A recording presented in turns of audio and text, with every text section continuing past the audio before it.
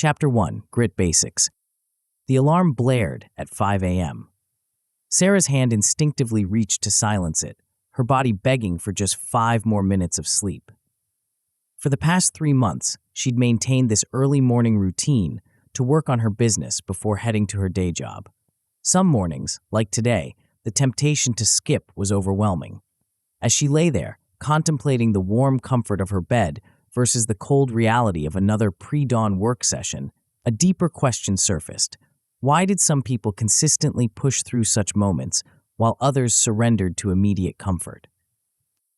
The difference wasn't intelligence, it wasn't talent, it wasn't even opportunity. The difference was grit. Before we go on, I invite you to download the free executive summary of this book, which contains the key ideas and takeaways of each chapter. Studies show that engaging with content in multiple formats significantly enhances learning and retention. Click the first link in the description to claim your free executive summary and maximize your learning potential. It's free for now, but it won't be forever, so make sure to grab it while you can. Grit stands as perhaps the most powerful predictor of long-term achievement that most people have never fully understood. While we celebrate overnight success stories and marvel at prodigious talent, the quiet force of persistent effort combined with unwavering focus often goes unrecognized. Yet research consistently shows that this combination, perseverance through challenges and consistency of interest over time, predicts success across domains more reliably than IQ, talent, or background. This book is about mastering that inner game, the psychological engine that keeps you moving forward when external rewards are distant and obstacles loom large. Before we can build this engine, however, we need to understand exactly what makes it tick. Grit isn't a single trait, but rather the synergistic pairing of 2 distinct but complementary facets. The first is perseverance of effort, the capacity to work hard in the face of challenges and setbacks. The second is consistency of interest, the ability to maintain focus and passion for the same long-term goals over extended periods. Together, these facets create what psychologists call motivational glue, the adhesive that keeps you attached to meaningful pursuits through inevitable ups and downs. Consider 2 hypothetical students with identical intelligence and opportunities. The first works intensely but jumps between interests every few months, never developing deep expertise in any area.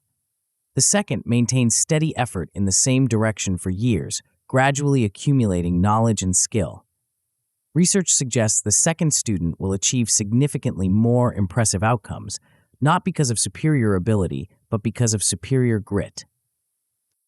The landmark 2007 study that introduced grit to the scientific community demonstrated this principle across multiple settings. At West Point Military Academy, cadets with higher grit scores were less likely to drop out during the grueling summer training, regardless of their other qualifications. Among National Spelling Bee contestants, grittier competitors advanced further in the competition, primarily because they dedicated more hours to deliberate practice. And in Ivy League universities, students with higher grit achieved better GPAs than their equally intelligent but less gritty peers. What makes these findings remarkable is that grit predicted outcomes even after controlling for intelligence, talent, and other personality factors. In other words, grit contributes unique explanatory power to the success equation. But how exactly does grit work? Let's examine each facet more closely. Before we continue, make sure to subscribe to Grow to the Top and activate notifications to receive more self-improvement tips that will supercharge your growth. And make sure to give this video a thumbs up and share it with your friends. It really helps the channel grow. Thank you for your support. Perseverance of effort manifests as the willingness to work through challenges rather than surrender to them. It's Sarah forcing herself out of bed at 5 a.m. despite fatigue. It's the entrepreneur making one more sales call after a day of rejections. It's the athlete completing the workout when muscles scream for rest. This facet of grit doesn't mean never feeling discouraged or exhausted. It means continuing despite those feelings. Recent meta-analyses reveal that perseverance accounts for the bulk of grit's link to achievement. After controlling for conscientiousness, the general tendency to be organized and hardworking, perseverance still predicts college GPA with a modest but significant effect. This suggests that perseverance captures something beyond general industriousness, specifically the capacity to maintain effort when the path becomes difficult. Consistency of interest, meanwhile, represents sustained passion and curiosity about the same long-range aims. It's the writer who works on the same novel for years rather than abandoning it for new projects. It's the researcher who explores the same scientific question through decades of incremental progress. It's the entrepreneur who stays focused on one business model rather than chasing every new opportunity. While perseverance drives immediate achievement, consistency buffers motivation over time and moderates burnout. Longitudinal studies show that consistency predicts year-over-year growth in achievement and protects against goal switching. This facet becomes especially important for multi-year pursuits where initial enthusiasm inevitably fades. Together, these facets create a powerful psychological advantage. Perseverance provides the energy to overcome obstacles, while consistency ensures that energy moves in a consistent direction rather than scattering across multiple paths. This raises an important question: how gritty are you right now?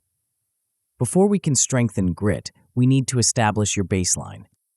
The short grit scale, Grit S, offers a scientifically validated way to measure both facets. This 8-item questionnaire asks you to rate statements like, "Setbacks don't discourage me," and "I have difficulty maintaining my focus on projects that take more than a few months to complete."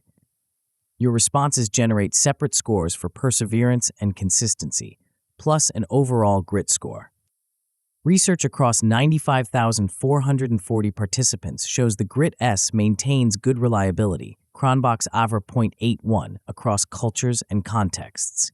Your scores remain relatively stable over time unless you actively work to change them, which is precisely what this book will help you do.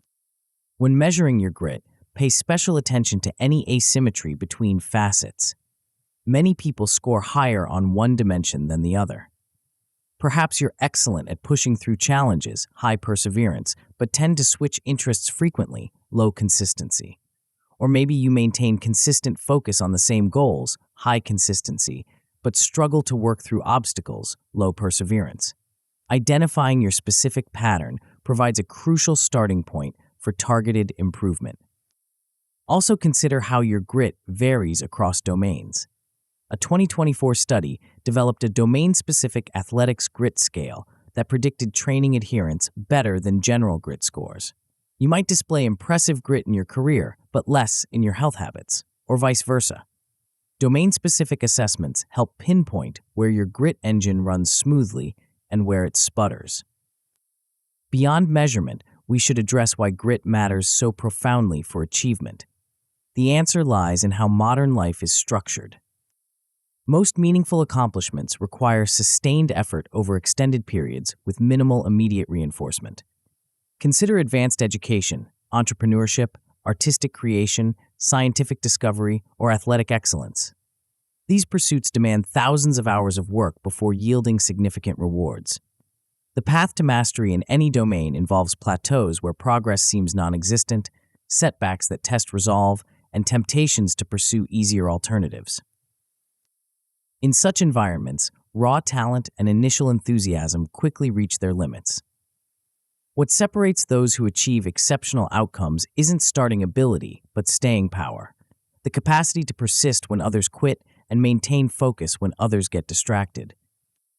This explains why grit shows particular protective value for individuals who might otherwise be at risk of abandoning their goals. In elite high school STEM programs, for instance, grit moderates the relationship between cognitive ability and performance.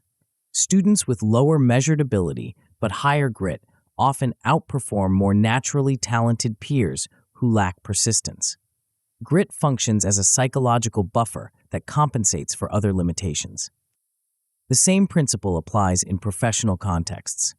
Studies of teachers, salespeople, and other professionals show that gritty individuals experience less burnout and higher job satisfaction despite facing identical workplace challenges. Their perseverance helps them navigate difficulties, while their consistency connects daily tasks to meaningful long-term aims. Beyond performance, grit correlates with psychological well-being and life satisfaction. This makes intuitive sense. The ability to work through challenges rather than avoid them and to maintain focus on meaningful goals rather than drift aimlessly contributes to a sense of purpose and accomplishment. Gritty individuals report greater meaning in their lives, likely because they connect present actions to future aspirations. Of course, grit isn't without controversy in psychological literature. Critics raise several legitimate questions about the construct. First, how much does grit simply repackage existing traits, particularly conscientiousness? Meta-analyses suggest grit overlaps substantially with conscientiousness, but still contributes unique predictive power, especially for long-term outcomes. The consistency facet, in particular, captures something distinct from general industriousness. Second, can grit be accurately measured through self-reports? Like all psychological assessments, grit scales face challenges of social desirability bias and subjective interpretation. Objective behavioral measures might provide more accurate assessments, though they're less practical for everyday use. Third, is more grit always better? Not necessarily. Blind perseverance without strategic adjustment can lead to wasted effort on unattainable goals. Excessive consistency might prevent beneficial pivots when circumstances change. The ideal isn't maximum grit, but optimal grit, persistence, and consistency calibrated to specific situations. These nuances highlight the importance of developing grit thoughtfully rather than blindly. The goal isn't to become stubborn or rigid, but to build the psychological engine that powers meaningful achievement. As we conclude this foundational chapter, I encourage you to establish your grit baseline through 3 simple steps. First, complete the short grit scale to determine your current scores for perseverance, consistency, and overall grit. Second, write a 2-sentence statement describing a meaningful long-term goal you wish to pursue over the next decade. This will serve as a reference point for applying grit principles. Third, begin a 30-day grit diary where you log daily challenges, your responses to them, and lessons learned. This practice alone often reveals patterns that can guide your development. By establishing this baseline, you'll be prepared to systematically strengthen your grit using the evidence-based strategies in subsequent chapters. Remember Sarah from our opening example? Her decision to rise at 5 a.m. despite fatigue exemplifies perseverance of effort. Her 3-month commitment to the same business idea demonstrates consistency of interest. Together, these facets form the grit that separates those who achieve exceptional outcomes from those with equal potential who fall short. The journey to mastering your inner game begins with understanding these fundamentals. In the chapters ahead, we'll explore how to anchor your grit with a deeper sense of meaning and purpose, the psychological foundation that makes perseverance sustainable rather than exhausting. You'll discover how your why creates an emotional anchor that keeps effort alive when motivation naturally ebbs, and how autonomy transforms obligation into inspiration. Chapter 2, Meaning Anchor. The conference room buzzed with excitement as the young entrepreneur took the stage. She had just sold her company for 9 figures after 5 years of relentless work. During the Q&A session, someone asked the inevitable question, "How did you stay motivated through all the setbacks?"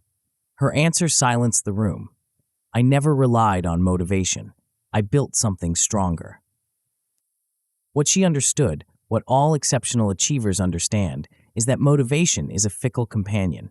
It arrives with enthusiasm, but disappears precisely when you need it most, during plateaus, setbacks, and the mundane middle miles of any worthwhile journey.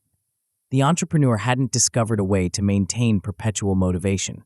She'd found something far more powerful. She'd found her anchor. In the previous chapter, we explored how grit combines perseverance of effort with consistency of interest to predict long-term achievement. But this raises a crucial question. What fuels grit itself? How do some people maintain effort and interest for years while others abandon ship at the first sign of rough waters? The answer lies in what psychologists call purpose, a personally meaningful why that transforms a distant goal into an emotionally charged anchor. When novelty fades and challenges mount, this anchor keeps you tethered to your path. It's not just another productivity hack or time management technique. It's the fundamental reason you persist when others quit. But what exactly constitutes a powerful purpose, and how can you develop one that withstands the inevitable storms of any meaningful pursuit? Let's begin by distinguishing between two fundamentally different types of purpose. The first emerges from external pressure, the expectations of others, social status, or material rewards. The second springs from intrinsic values, personal meaning, autonomy, and connection to something larger than yourself. Both can initially motivate action, but research consistently shows they produce dramatically different outcomes over time. Consider a year-long field experiment with youth athletes published in 2025. Coaches were trained to deliver either controlling feedback, "You need to practice harder if you want to make the team," or autonomy supportive feedback. "I notice you're working on improving your technique. How do you feel about your progress?" The results were striking. Athletes receiving autonomy supportive coaching increased their weekly training time by 110% and showed significantly higher perseverance scores. Those receiving controlling feedback initially complied, but gradually reduced their effort and reported lower enjoyment. This pattern appears across domains. Students pursuing education for autonomous reasons, personal interest, value alignment, show greater persistence and deeper learning than those motivated by external pressure. Employees driven by meaningful purpose rather than just compensation demonstrate higher engagement and lower burnout. The difference isn't just in performance, but in the quality of experience. Autonomous purpose transforms have to into want to. But how can you determine whether your purpose stems from autonomy or external pressure? One powerful technique is the 5 whys drill. Start with your stated goal, then repeatedly ask yourself why it matters to you. For example, I want to build a successful business. Why? To achieve financial independence. Why does that matter? So I have more freedom in my daily choices. Why is that important? Because I want to spend my time on work that feels meaningful. Why? Because contributing to something larger than myself gives me a sense of purpose. Why does that matter?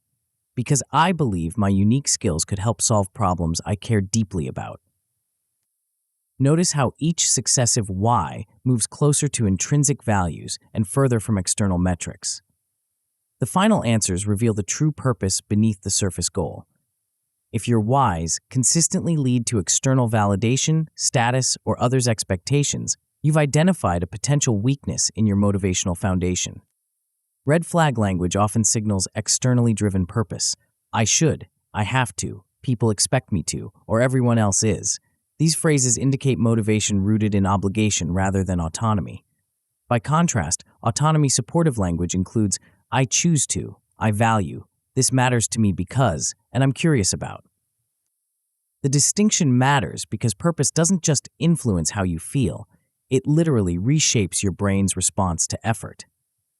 A 2024 fMRI study found that participants who felt connected to their future selves showed stronger activation in the dorsomedial prefrontal cortex during goal planning. This brain region helps maintain focus on long-term rewards, even when immediate gratification beckons. In essence, a vivid sense of purpose strengthens the neural circuits responsible for sustained effort. This explains why purpose serves as such a powerful stabilizer for both facets of grit. For consistency of interest, purpose provides an emotional anchor that keeps your attention from drifting to newer, shinier objects. When your goal connects to deeply held values, the appeal of novelty diminishes in comparison.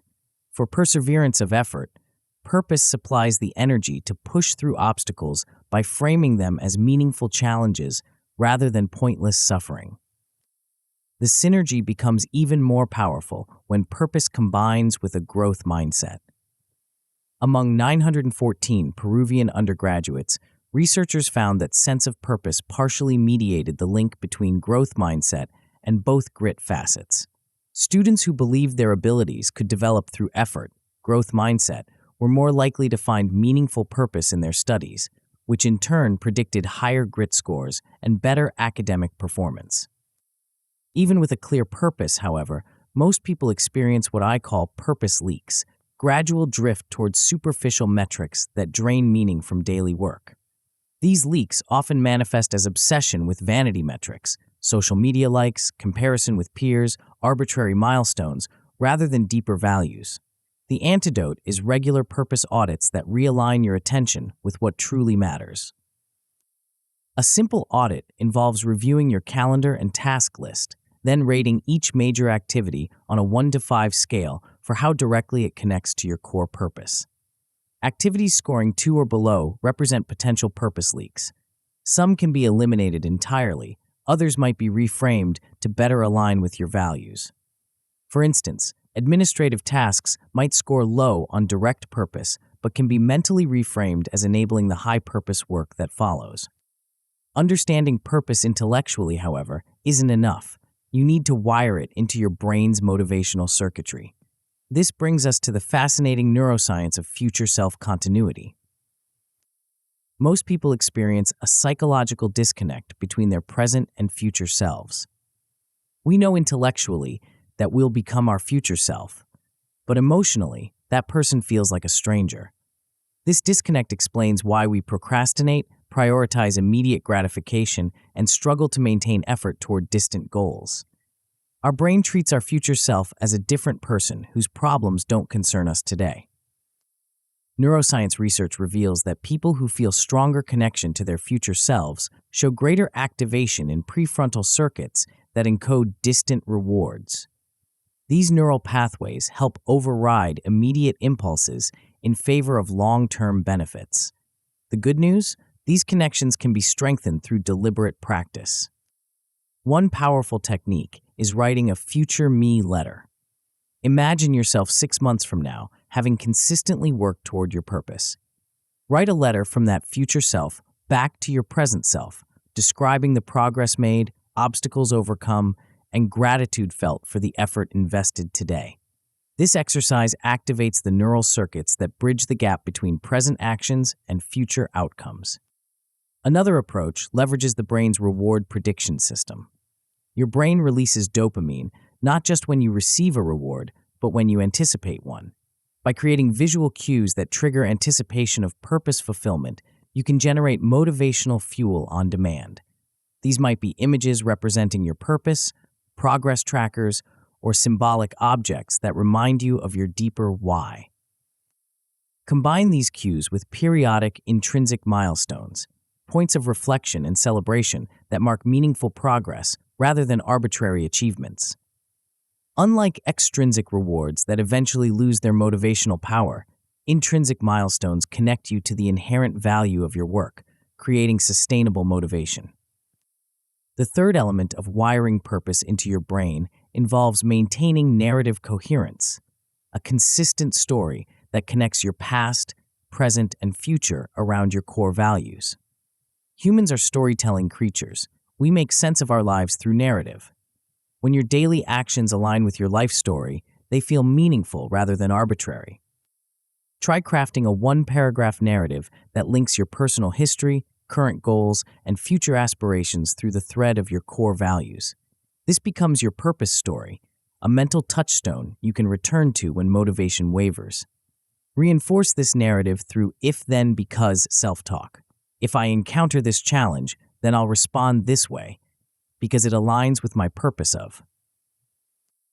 With your purpose clarified and neurally reinforced, the next step is creating an environment that supports rather than undermines it. This is where self-determination theory offers valuable guidance. According to SDT, human motivation thrives when 3 psychological needs are satisfied: autonomy, sense of choice and volition, competence, feeling effective, and relatedness, connection to others. When these needs are met, motivation shifts from controlled have to autonomous want to, dramatically improving persistence and performance. You can apply this insight through the choice, challenge, connection framework. First, introduce meaningful choices in how you pursue your goals, even if the goals themselves are non-negotiable. Research shows that even small choices significantly increase perceived autonomy and intrinsic motivation. Second, calibrate challenge levels to maintain a state of optimal engagement. Difficult enough to require full attention, but not so difficult that success seems impossible. Third, create social connections around your purpose through mentorship, accountability partnerships, or communities of practice. The language you use, both with yourself and others, also shapes autonomy. Controlling language must, should, have to triggers resistance, while informational language, consider, could, might, preserves autonomy. This distinction explains why self-imposed rigid rules often backfire, while flexible guidelines sustain motivation.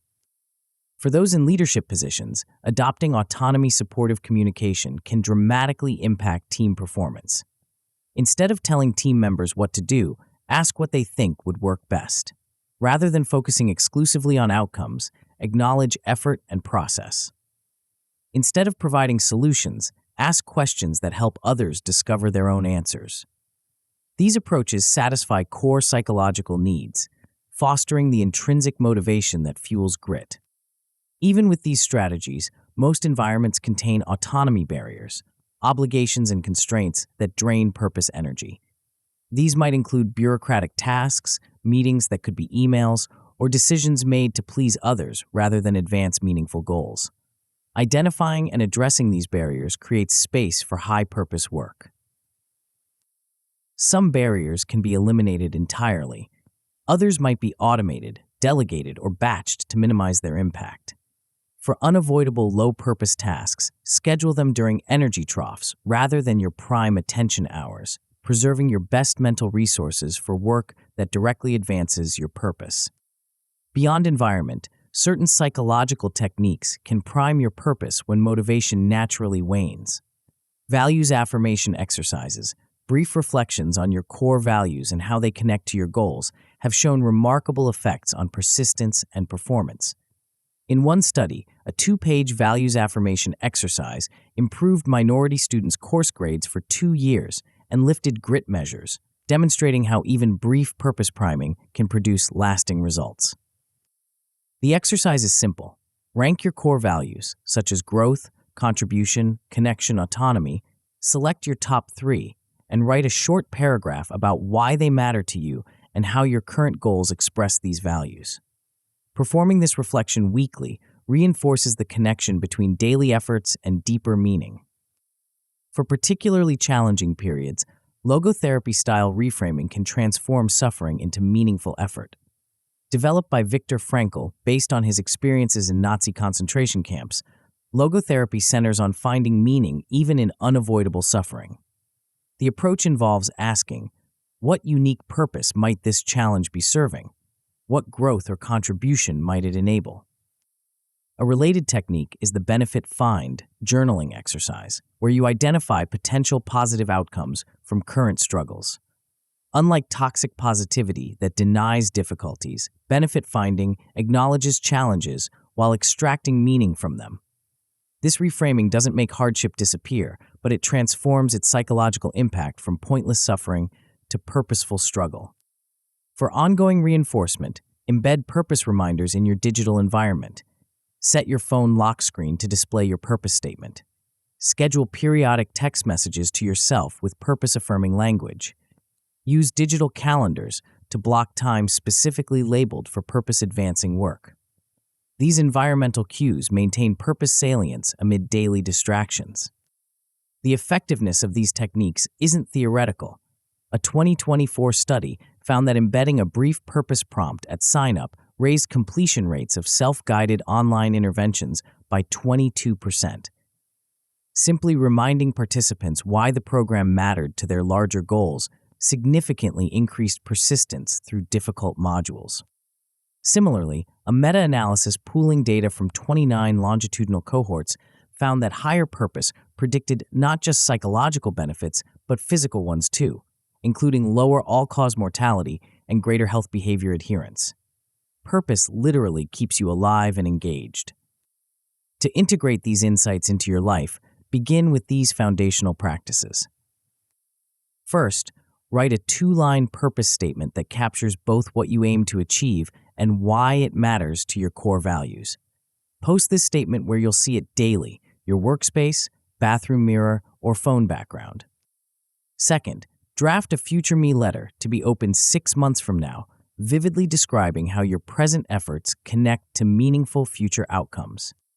Third, conduct a weekly purpose audit where you rate each major task 1 to 5 for how it satisfies autonomy, competence, and relatedness needs. Rewrite or eliminate tasks scoring 2 or below. Fourth, perform a 10-minute values affirmation exercise each Sunday evening, reconnecting your upcoming week's work to your core values. Finally, schedule a quarterly purpose review to refine your narrative and adjust goals based on evolving insights. These practices don't require massive time investments, but they yield disproportionate returns by addressing the root of sustainable motivation. When your purpose is clear, autonomous, and neurally reinforced, perseverance becomes less about forcing yourself forward and more about expressing what truly matters to you. The entrepreneur from our opening example didn't rely on fleeting motivation or rigid discipline. She built her persistence on the bedrock of meaningful purpose, an emotional anchor that held firm when motivation inevitably ebbed. This anchor transformed have to into want to, making consistent effort feel like a choice rather than an obligation. You can build the same foundation by clarifying your intrinsic purpose, wiring it into your brain's motivational circuitry, creating an autonomy-supportive environment, and regularly priming your purpose awareness. You establish the emotional anchor that makes grit sustainable rather than exhausting. With this anchor firmly in place, you're ready to explore the next dimension of mastering your inner game. While purpose provides the why behind your efforts, you still need a clear roadmap for the what and how. This brings us to the architecture of effective goal setting, not the superficial SMART goals you've heard about, but a hierarchical system that transforms vague aspirations into concrete, actionable steps while preserving the flexibility to adapt as conditions change. You'll discover why the structure of your goals might matter even more than their content, and how certain goal frameworks automatically generate the momentum that keeps you moving forward when the path grows steep. Chapter 3: Goal Crafting. The ambitious entrepreneur stared at the whiteboard covered with ideas, arrows, and half-formed plans. Despite a clear sense of purpose and genuine passion for the business, something was missing. Each morning brought the same paralyzing question: what exactly should I do today? Despite having a compelling why, the what and how remained frustratingly vague. This gap between purpose and action is where most dreams go to die. Having a meaningful purpose, as we explored in the previous chapter, creates an emotional anchor that keeps you connected to your aspirations. But purpose alone isn't enough. Without a structured pathway forward, even the most inspired individuals find themselves stuck in an endless cycle of planning without progress, enthusiasm without execution. What separates those who transform purpose into achievement from those who merely dream? The answer isn't what most people think. It's not superior willpower, innate talent, or even extraordinary passion. It's something both more mundane and more powerful: the architecture of their goals. Most people approach goal setting as a simplistic exercise in declaring intentions.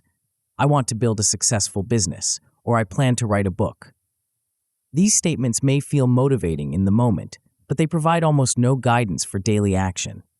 They're destinations without maps, ambitions without infrastructure. Effective goal crafting is fundamentally different. It involves converting distant aspirations into concrete, layered systems that guide behavior even when motivation fluctuates.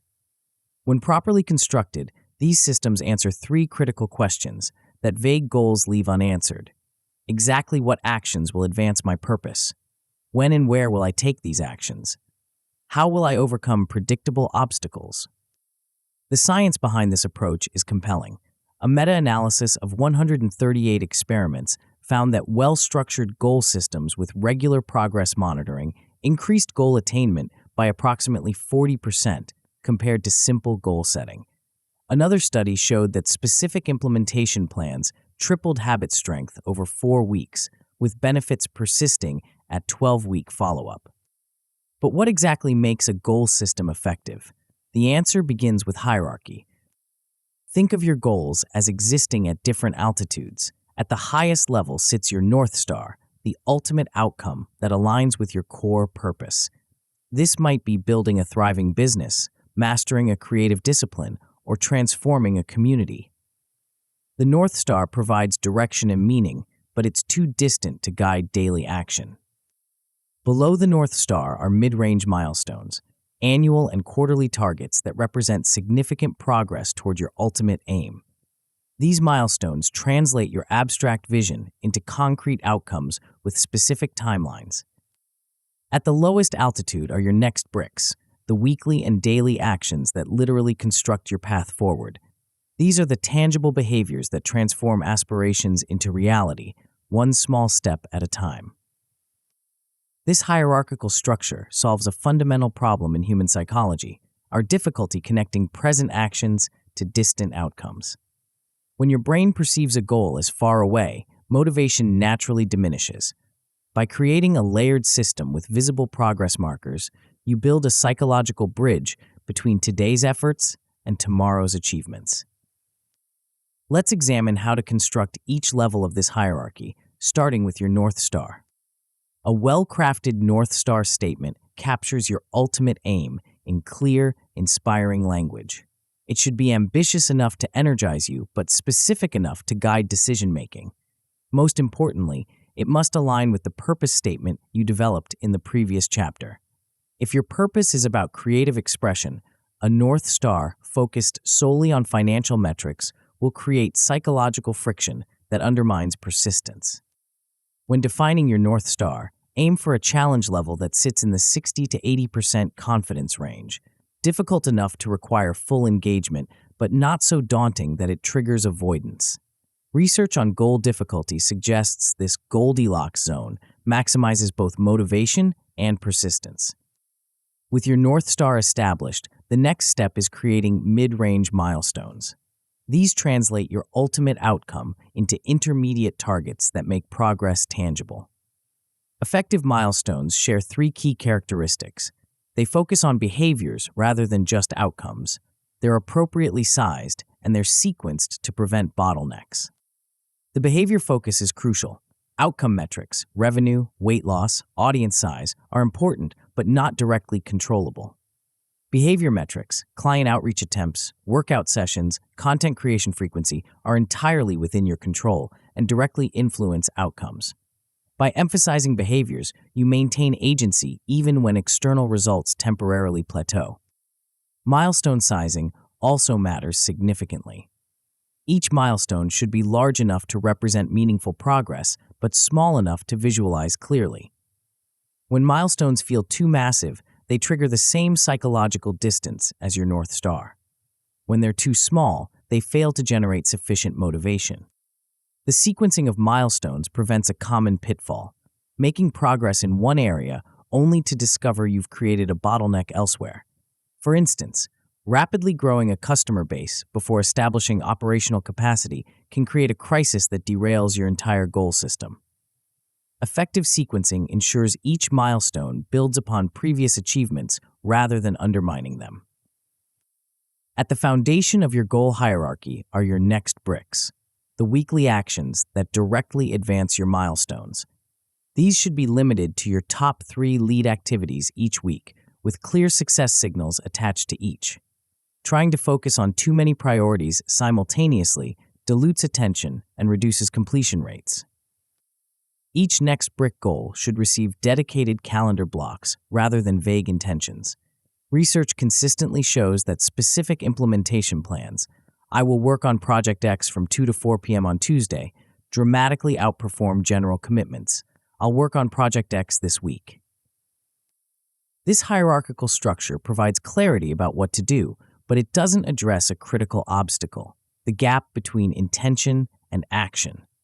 This is where implementation intentions enter the picture. Implementation intentions are pre-made decisions in if-then format that specify exactly when, where, and how you'll act toward your goals. Unlike vague intentions, I'll exercise more, implementation intentions create precise action triggers. If it's 6 p.m. on Monday, Wednesday, or Friday, then I'll go to the gym for 45 minutes. The power of this approach comes from its automaticity. By pre-deciding your response to specific situations, you bypass the decision fatigue and willpower depletion that often derail goal pursuit. The action becomes triggered by the situation rather than requiring fresh motivation each time. To create effective implementation intentions, begin by identifying high-risk contexts for procrastination or goal abandonment. These typically involve specific combinations of time, late afternoons, Monday mornings, places, home office, particular meeting rooms, and emotional states, fatigue, frustration, boredom. For each high-risk context, draft an "if X, then I will Y" statement that specifies your planned response. The more precise these statements, the more effectively they'll guide behavior when motivation wavers. A 2025 randomized controlled trial demonstrated that implementation intentions become even more powerful when paired with mental imagery. Participants who visualized themselves executing their if-then plans showed triple the habit strength of those who simply wrote the plans without visualization. This enhancement works by strengthening neural pathways between situational cues and planned responses. When you vividly imagine executing your implementation intention, including sensory details and positive emotions, you essentially pre-experience the behavior, making it feel more familiar when the actual situation arises. Try scheduling brief micro-visualizations before important work blocks. Spend 60 seconds imagining yourself beginning the task, overcoming initial resistance, and experiencing the satisfaction of progress. This mental rehearsal reduces startup friction when you actually begin working. Implementation intentions address the how and when of goal pursuit, but they don't fully prepare you for inevitable obstacles. This is where mental contrasting enters the picture. Developed by psychologist Gabriele Oettingen, mental contrasting, often called WOOP, wish, outcome, obstacle, plan, combines positive visualization with realistic obstacle anticipation. Unlike pure positive thinking, which can actually reduce motivation by creating a premature sense of achievement, mental contrasting energizes action by highlighting the gap between current reality and desired outcomes. The process begins by articulating your wish, what you want to accomplish, and vividly imagining the best possible outcome. This positive visualization activates motivation. Next, you identify the primary internal obstacle that might prevent achievement. This realistic assessment prevents complacency. Finally, you create an implementation intention specifically designed to overcome that obstacle. A meta-analysis of 24 studies involving nearly 16,000 participants found that this combined approach, mental contrasting with implementation intentions, produced a reliable boost in goal attainment across diverse domains, from academic achievement to health behaviors. The WOOP process works particularly well as a daily reset ritual. Spending 3 minutes each morning applying this framework to your day's most important task creates both motivation and a specific obstacle response plan. An evening reflection can then prepare you for the following day, creating a continuous cycle of intentional action. Even with clear goals, implementation intentions, and obstacle plans, human psychology still presents challenges. We're remarkably skilled at negotiating with ourselves, finding loopholes in our own commitments, and rationalizing deviations from our planned path. This is where commitment devices become essential. Commitment devices are mechanisms that restrict your future choices to align with your current intentions. They essentially allow your present self, who values long-term goals, to make decisions that your future self, who might prioritize immediate comfort, must follow. Public pledges represent one of the most accessible commitment devices. By announcing your milestone commitments to an accountability group, you create reputational stakes that motivate follow-through. A 2024 experiment with university students found that those who signed a non-binding grade pledge earned GPAs 0.25 points higher than controls, simply due to the psychological commitment created by public declaration. For goals requiring particularly strong commitment, financial stakes can amplify motivation.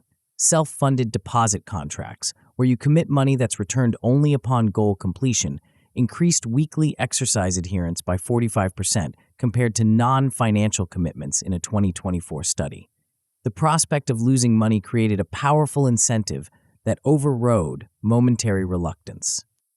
Perhaps the most psychologically interesting commitment device is streak tracking, maintaining an unbroken chain of daily actions toward your goal. A 2025 field study found that simple, maintain the streak visual nudges increased task persistence by 28% compared to cash bonuses of equivalent value. The desire to preserve an unbroken chain created stronger motivation than external rewards. When implementing streak tracking, pair it with the never miss twice recovery rule. This guideline acknowledges that occasional misses are inevitable, but prevents single misses from becoming abandonment. By committing to never miss 2 days in a row, you build resilience into your goal system. With your goal hierarchy established and commitment devices in place, the final component is progress monitoring, the systematic tracking of advancement toward your goals. This element completes the self-regulation loop of plan, act, monitor, refine that drives sustained achievement. Effective monitoring begins with selecting appropriate key performance indicators, KPIs. These metrics should include both lead indicators, behaviors that predict future outcomes, and lag indicators, results that confirm past actions were effective. Lead indicators provide immediate feedback on your effort, while lag indicators validate your strategy. Limit yourself to 5 KPIs per major milestone to prevent data overload. Each metric should directly connect to your goal hierarchy and provide actionable information. Vanity metrics that feel good but don't guide decisions simply create distraction. Establish a consistent recording rhythm for your KPIs. A daily quick log, under 2 minutes, captures lead indicators while they're fresh, while a weekly public update to an accountability partner provides deeper reflection and social reinforcement. The meta-analysis of 138 experiments mentioned earlier found that public progress reporting doubled the impact of self-monitoring on goal completion. As data accumulates, you'll need to distinguish meaningful trends from random noise. A simple guideline: if a metric deviates from expectations by more than 10% for 2 consecutive weeks, it likely signals a trend requiring attention rather than normal variation. This monitoring system creates a feedback loop that allows for dynamic adjustment, the final element of effective goal crafting. No goal system, however well designed, survives contact with reality unchanged. Circumstances evolve, new information emerges, and initial assumptions prove incomplete. Without a structured approach to adaptation, these changes often derail goal pursuit entirely. Conduct a monthly goal review to evaluate how well your current targets align with your evolving purpose and changing circumstances. Use a simple traffic light system to categorize each element of your goal hierarchy: green for on-track items requiring no changes, amber for elements needing adjustment, and red for components requiring fundamental rethinking. For red-flagged items, return to your implementation intentions and mental contrasting exercises. Often, the issue isn't with the goal itself, but with the specific approach to achieving it. By revising your if-then plans and obstacle strategies, you can often preserve the goal while changing the path toward it. This dynamic adjustment process prevents a common goal pursuit error, persisting with ineffective strategies due to sunk cost fallacy or pride. True grit isn't blind stubbornness, but persistent adaptation, maintaining commitment to your purpose while flexibly adjusting your approach based on feedback. To implement these principles in your life, begin with these foundational exercises. Draft a North Star statement that captures your ultimate aim, then break it into annual, quarterly, and weekly sub-goals. Ensure each level connects logically to those above and below it. Write 3 implementation intention scripts for your biggest goal barriers using the precise if X, then I will Y format. Pair each with a brief visualization practice. Complete a WHOOP worksheet for tomorrow's highest impact task, identifying your wish, desired outcome, primary internal obstacle, and specific plan to overcome it. Create a public commitment for one 30-day habit you wish to establish, sharing it with at least 2 accountability partners who will expect regular updates. Set up a streak tracker for your most important daily action and commit to recording your progress for the next 4 weeks, applying the never miss twice rule if gaps occur. These practices transform abstract aspirations into concrete systems that guide behavior even when motivation naturally fluctuates. The hierarchical structure connects daily actions to meaningful outcomes. Implementation intentions automate startup decisions. Mental contrasting prepares you for obstacles.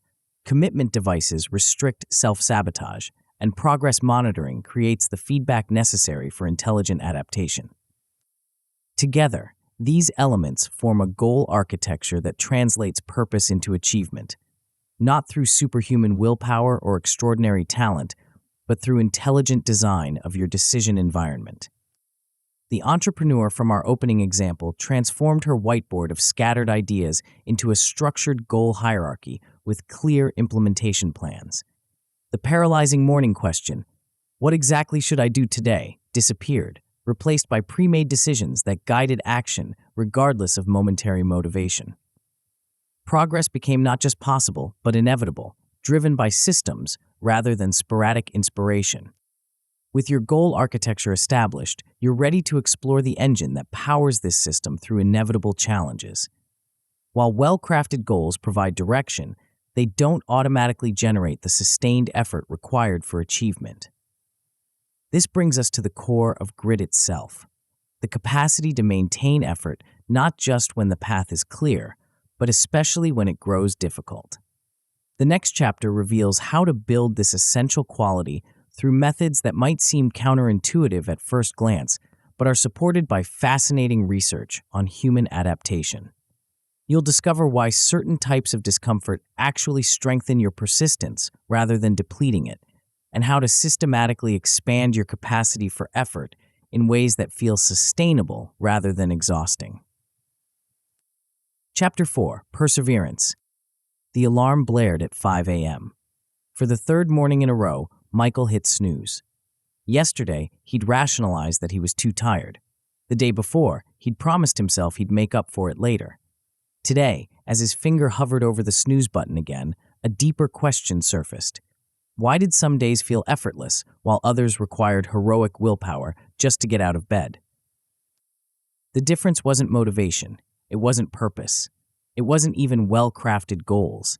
It was something more fundamental, the capacity to keep pressing forward when every fiber of your being screams to stop. In the previous chapters, we've built the foundation for sustained achievement, a meaningful purpose that provides emotional fuel, and a structured goal system that creates clear direction. But these elements, while necessary, aren't sufficient.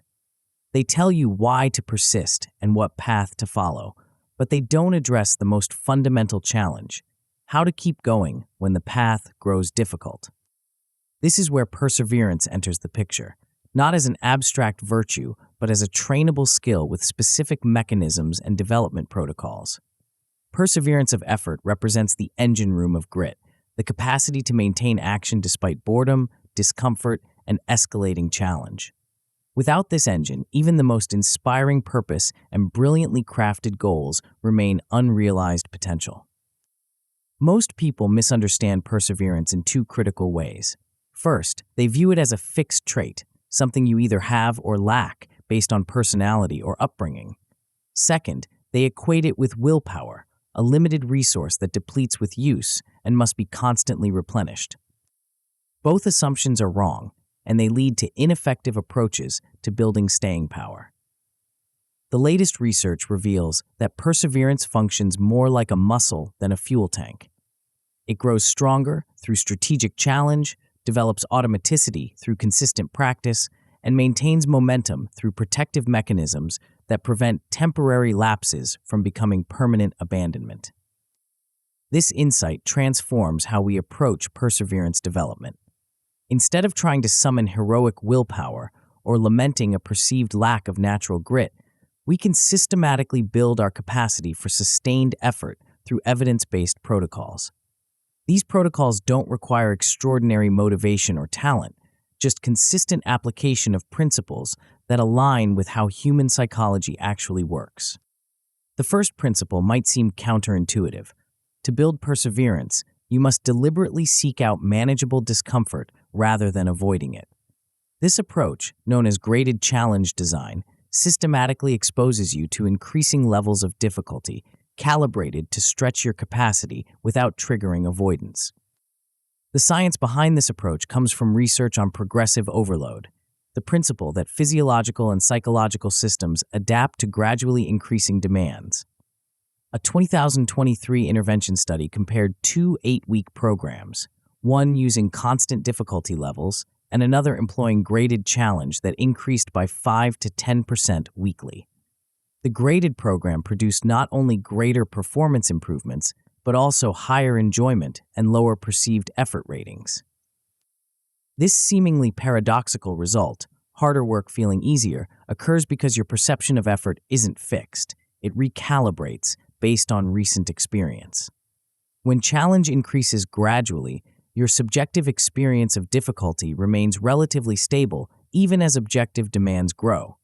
This recalibration allows you to accomplish feats that would have seemed impossible just weeks earlier. To implement graded challenge design, begin by assessing your current effort threshold using a rate of perceived exertion (RPE) scale. This simple 1 to 10 rating system quantifies how difficult a task feels. 1 represents minimal effort, 5 to 6 indicates moderate challenge, and 9 to 10 signals maximum sustainable exertion. For optimal perseverance development, target the 70% comfort challenge zone, difficult enough to trigger adaptation, but not so demanding that it provokes avoidance. This typically corresponds to an RPE of 6 to 7, where you're working hard but could theoretically maintain the effort for an extended period. Once you've established your baseline, plan weekly overload increments of 5 to 10% in volume, difficulty, or duration. This modest progression allows your psychological systems to adapt without becoming overwhelmed. For example, if you're currently working on a creative project for 30 minutes at RPE 6, next week might involve 33 minutes at the same intensity or 30 minutes at RPE 6.5. Importantly, this progression shouldn't be linear. Include micro-deload weeks every 4th cycle where you temporarily reduce demands by 20 to 30%. These strategic recovery periods prevent burnout and often lead to performance breakthroughs when you resume progression the following week. Throughout this process, track not just your objective workload, but also your subjective experience. How does your energy fluctuate? Does your mood improve or deteriorate? These data points help you calibrate the perfect challenge level, one that builds capacity without creating aversion. The graded challenge approach builds your capacity for effort, but it doesn't address a fundamental limitation. Willpower is finite. No matter how developed your perseverance muscle becomes, relying solely on conscious determination creates vulnerability. This brings us to the second principle of perseverance development: habit automation. Habits represent one of the most powerful perseverance tools because they bypass the need for decision-making. Once a behavior becomes habitual, it requires minimal conscious effort to initiate and maintain. The action becomes triggered by environmental cues rather than requiring fresh motivation each time. Research on habit formation reveals that behavioral automaticity develops along an asymptotic curve, with the steepest gains occurring in the first few weeks and gradual plateauing thereafter. A landmark study tracking 82 adults found that automaticity reached its halfway point around 36 days and plateaued at approximately 66 days, though individual variation was substantial, ranging from 18 to 254 days, depending on behavior complexity. This timeline contradicts the popular 21 days to form a habit myth and explains why many habit formation attempts fail. People give up before reaching the automaticity threshold. Understanding the true timeline allows for more realistic expectations and appropriate support during critical phases. To leverage habit formation for perseverance, focus on the cue routine reward loop that drives automaticity. Begin by identifying reliable environmental triggers that can serve as cues for your desired behavior. These might include specific times of day, locations, preceding activities, or emotional states. The more consistent and noticeable these cues, the more effectively they'll trigger your routine. Next, design the routine itself, the specific behavior you want to automate. For complex goals, break this down into micro behaviors that require minimal startup effort. Starting small dramatically increases the likelihood of consistent repetition, which is more important than intensity during the habit formation phase. Finally, pair the routine with an immediate intrinsic reward that reinforces the loop. While external rewards can jumpstart behavior, they often lose motivational power over time. Intrinsic rewards, such as the satisfaction of completing a task, the pleasure of mastery, or the alignment with personal values, create more sustainable reinforcement. For particularly complex routines, habit stacking provides a powerful acceleration tool. This approach involves attaching a new habit to an existing one, using the established behavior as a reliable cue. A 2024 pilot study found that pairing new micro-habits with existing routines doubled adherence compared to standalone habit creation attempts. As you navigate the habit formation process, anticipate the predictable dip that typically occurs around weeks 3 to 4. This period often features waning novelty without full automaticity, creating a vulnerable window where abandonment is common.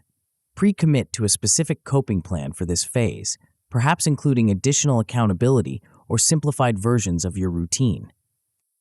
Celebrate reaching the midpoint of the automaticity curve around day 33 for average behaviors to boost dopamine anticipation and reinforce continued effort. This milestone represents the point where the behavior begins feeling more natural than forced, though it hasn't yet reached full automaticity. Finally, formally declare an automaticity achieved checkpoint when the behavior requires minimal conscious effort to maintain. This recognition shifts your relationship with the activity from one requiring active willpower to one that feels like a natural part of your identity. While habit automation reduces the daily effort required for perseverance, it doesn't prepare you for the inevitable challenges that disrupt even the most ingrained routines. This brings us to the third principle: stress inoculation through controlled exposure to difficulty. Stress inoculation operates on a fascinating psychological principle. Controlled exposure to manageable stressors builds tolerance for future challenges. Just as vaccines expose the immune system to weakened pathogens to build resistance, psychological stress inoculation exposes you to moderate difficulties to build perseverance capacity. Laboratory research demonstrates this effect clearly. In a 2021 cold pressor trial, participants who underwent 7 consecutive exposures to the uncomfortable stimulus increased their time to withdrawal by 42%. Their physical sensation hadn't changed, but their psychological capacity to tolerate discomfort had expanded significantly. This finding has profound implications for perseverance development. By deliberately exposing yourself to controlled challenges, you can systematically increase your capacity to withstand the inevitable difficulties that arise during any meaningful pursuit. Simple stress inoculation drills include timed wall sits, cold water exposure, or extended focus sessions without digital distraction. The specific activity matters less than the psychological component, maintaining effort despite discomfort and the urge to quit. When conducting these drills, set safe exposure parameters with clear time limits to prevent excessive strain. Log your time to quit, and more importantly, the self-talk that occurs as discomfort increases. This internal dialogue often reveals the limiting beliefs and avoidance patterns that undermine perseverance in other contexts. After each session, debrief your emotional response and practice reframing the experience. Did you catastrophize the discomfort? Did you create stories about what the difficulty meant about your capabilities? Learning to observe and redirect these patterns builds psychological flexibility that transfers to other challenging situations. Another powerful stress inoculation approach involves friction addition practice, deliberately making tasks temporarily more difficult to build capacity. Add minor obstacles like timer buzzers, background noise, or artificial constraints to your work sessions. By training focus under these challenging conditions, your baseline capacity expands, making normal conditions feel remarkably manageable by comparison. These three approaches, graded challenge design, habit automation, and stress inoculation, build your fundamental capacity for perseverance. But even the most developed capacity remains vulnerable to a common threat, the abandonment spiral that follows inevitable lapses. This brings us to the final principle: streak protection. Streak protection acknowledges a psychological reality. A single missed day often cascades into complete abandonment. The pattern is predictable. One missed workout becomes 2, then a week, then permanent cessation. This vulnerability exists because humans are highly sensitive to momentum, both positive and negative.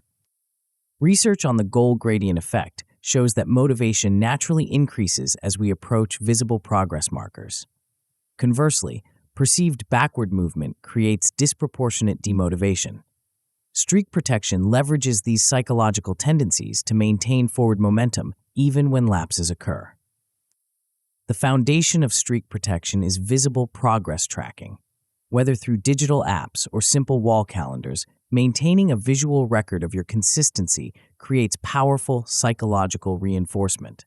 A 2025 field study found that simple, maintain the streak visual nudges increase task persistence by 28% compared to cash bonuses of equivalent value, evidence of how powerfully these progress markers influence behavior. When selecting a tracking system, prioritize visibility over complexity. The tracker should be something you see multiple times daily, creating frequent reminders of your commitment and progress. Many people find that analog systems like wall calendars provide stronger psychological impact than digital trackers, though both can be effective. The most crucial element of streak protection, however, is the never miss twice rule. This simple guideline acknowledges that occasional misses are inevitable, but prevents single lapses from becoming permanent abandonment. By committing to never miss 2 days in a row, you create a recovery mechanism that maintains momentum despite imperfect execution.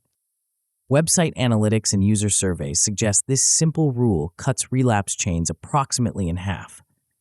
The psychological mechanism involves interrupting the negative spiral before it gains momentum. A single miss feels like a temporary deviation. Consecutive misses feel like a new pattern. When implementing the never miss twice rule, script specific recovery actions in advance. What exactly will you do if you miss a day? How will you ensure the next day includes the target behavior? This pre-commitment removes decision fatigue during vulnerable moments. Equally important is maintaining self-compassion when lapses occur. All or nothing thinking, I missed a day, so my streak is ruined, creates unnecessary psychological damage that undermines future effort.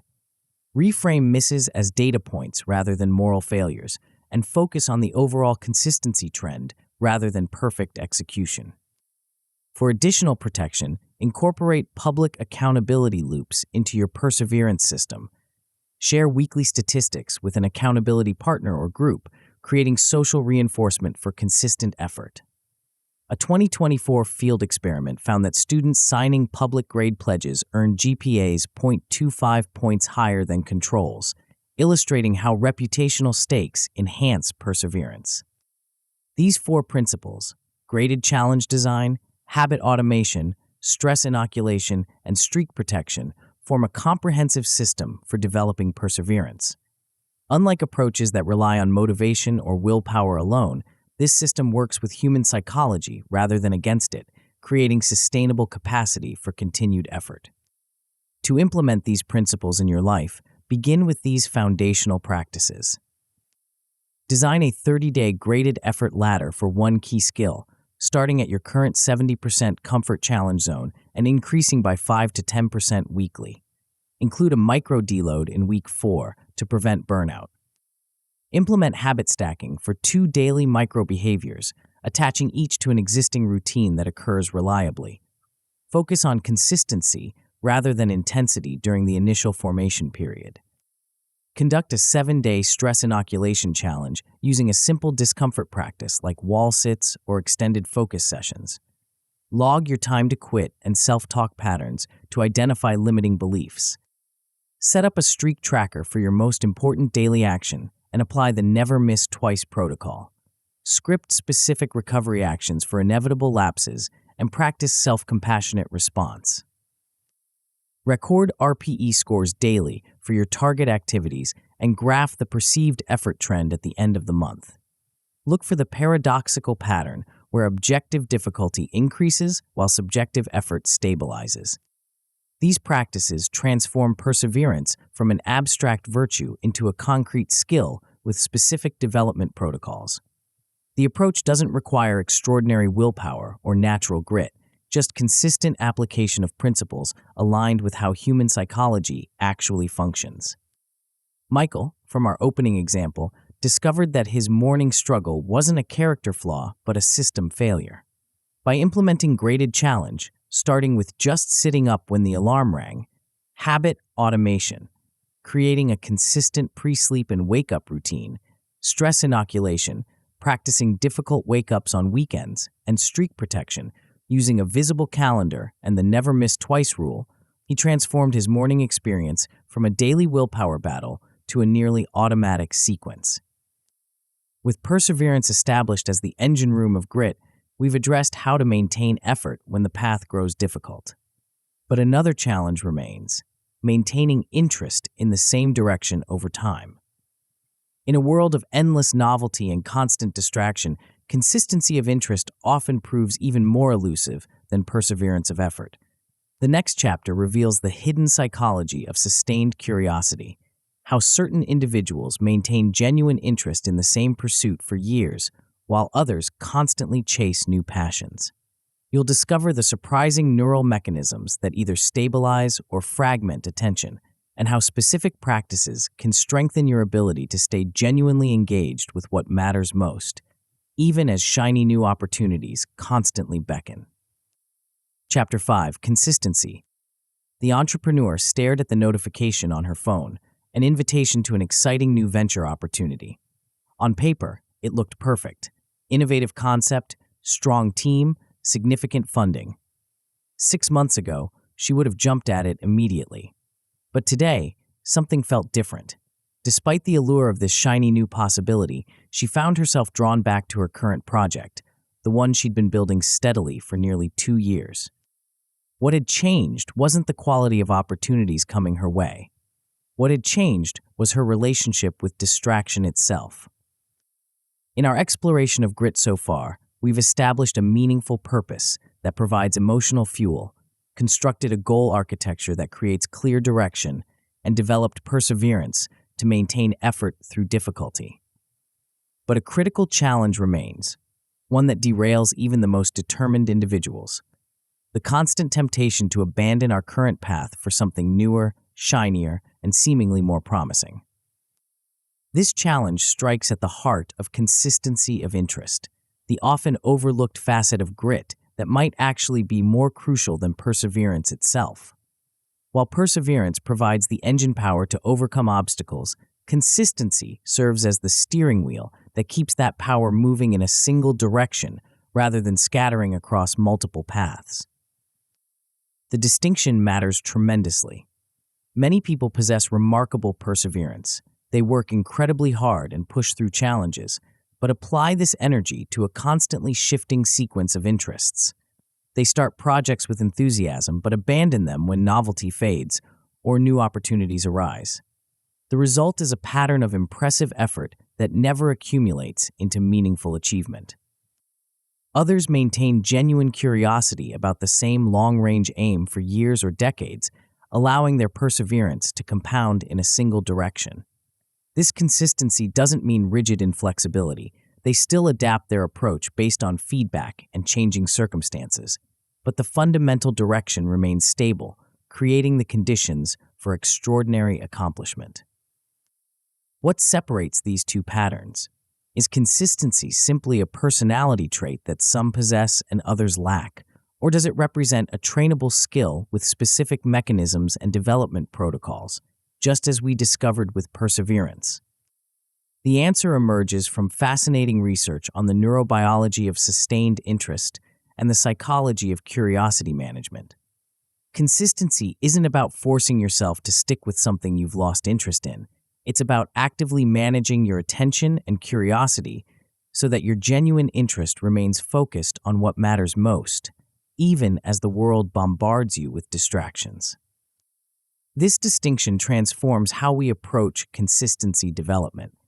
Instead of relying on willpower to suppress wandering attention, a strategy doomed to fail, we can implement evidence-based techniques that maintain authentic engagement with our chosen direction. These techniques don't require extraordinary discipline, just a clear understanding of how interest operates in the human brain and practical methods to work with these mechanisms rather than against them. The first step in developing consistency is understanding your current interest patterns. Most people assume their enthusiasm for a pursuit should remain relatively stable if they're truly passionate about it. This assumption creates unnecessary guilt and questioning when inevitable fluctuations occur. The reality is that interest naturally ebbs and flows for everyone, regardless of their overall commitment. To gain insight into your personal interest curve, try charting your enthusiasm levels daily for a month using a simple 1 to 10 curiosity rating. This exercise typically reveals predictable patterns, periods of high engagement followed by natural dips, often triggered by specific contexts or circumstances. Pay particular attention to when these dips occur. Are they tied to certain times of day, physical environments, emotional states, or social contexts? Do they correlate with specific types of distraction triggers? These patterns provide valuable data for proactive consistency management. For instance, you might discover that your interest consistently drops on Wednesday afternoons or when working in particular locations. Perhaps certain emotional states, fatigue, frustration, boredom, reliably trigger wandering attention. Or maybe specific types of distractions, social media notifications, conversations with certain people, news about competing projects, predictably pull your focus away. These insights allow you to implement targeted interventions rather than relying on general willpower. You can restructure your schedule to place different types of work during vulnerable periods, change environments to reduce specific triggers, or prepare curiosity refresh techniques for predictable dip points. This practical approach aligns with what neuroscience reveals about sustained interest. Consistency isn't maintained through constant high enthusiasm. That's neurologically impossible. Instead, it emerges from effectively managing the natural oscillation between curiosity peaks and troughs. The neurobiology behind this process is fascinating. At the chemical level, curiosity triggers dopamine release that strengthens hippocampal learning circuits, making the pursuit itself rewarding and self-reinforcing. This creates a virtuous cycle where learning fuels interest, which fuels more learning. Neuroimaging studies reveal that individuals with higher consistency scores show greater stability in their functional connectome architecture, particularly in dorsomedial prefrontal and striatal circuits that maintain goal salience. In practical terms, their brains keep important goals lit up in awareness even when immediate stimuli try to capture attention. A 2023 fMRI study with adolescents found that teens with higher grit scores demonstrated more stable connectivity between these brain regions across different tasks. This stability predicted fewer midterm goal changes and greater achievement over time. The findings suggest that consistency isn't just about conscious choice, it's reflected in the physical architecture of neural connections. Further research using voxel-based morphometry links consistency to gray matter volume in the right inferior frontal gyrus, a region critical for inhibiting impulsive responses. A 2024 study found that this structural feature mediated the relationship between consistency scores and reduced procrastination tendencies, highlighting the neural basis of staying on track. These findings position consistency as an interplay between two neural systems, dopaminergic reward circuits that generate curiosity and executive control networks that maintain focus despite distractions. both systems can be strengthened through specific practices. The first set of practices involves curiosity refresh techniques, methods that renew genuine interest rather than forcing attention through willpower alone. A meta-analysis of 41 randomized controlled trials found that curiosity-enhancing interventions produced a medium-sized effect, G.57, on sustained engagement across diverse contexts.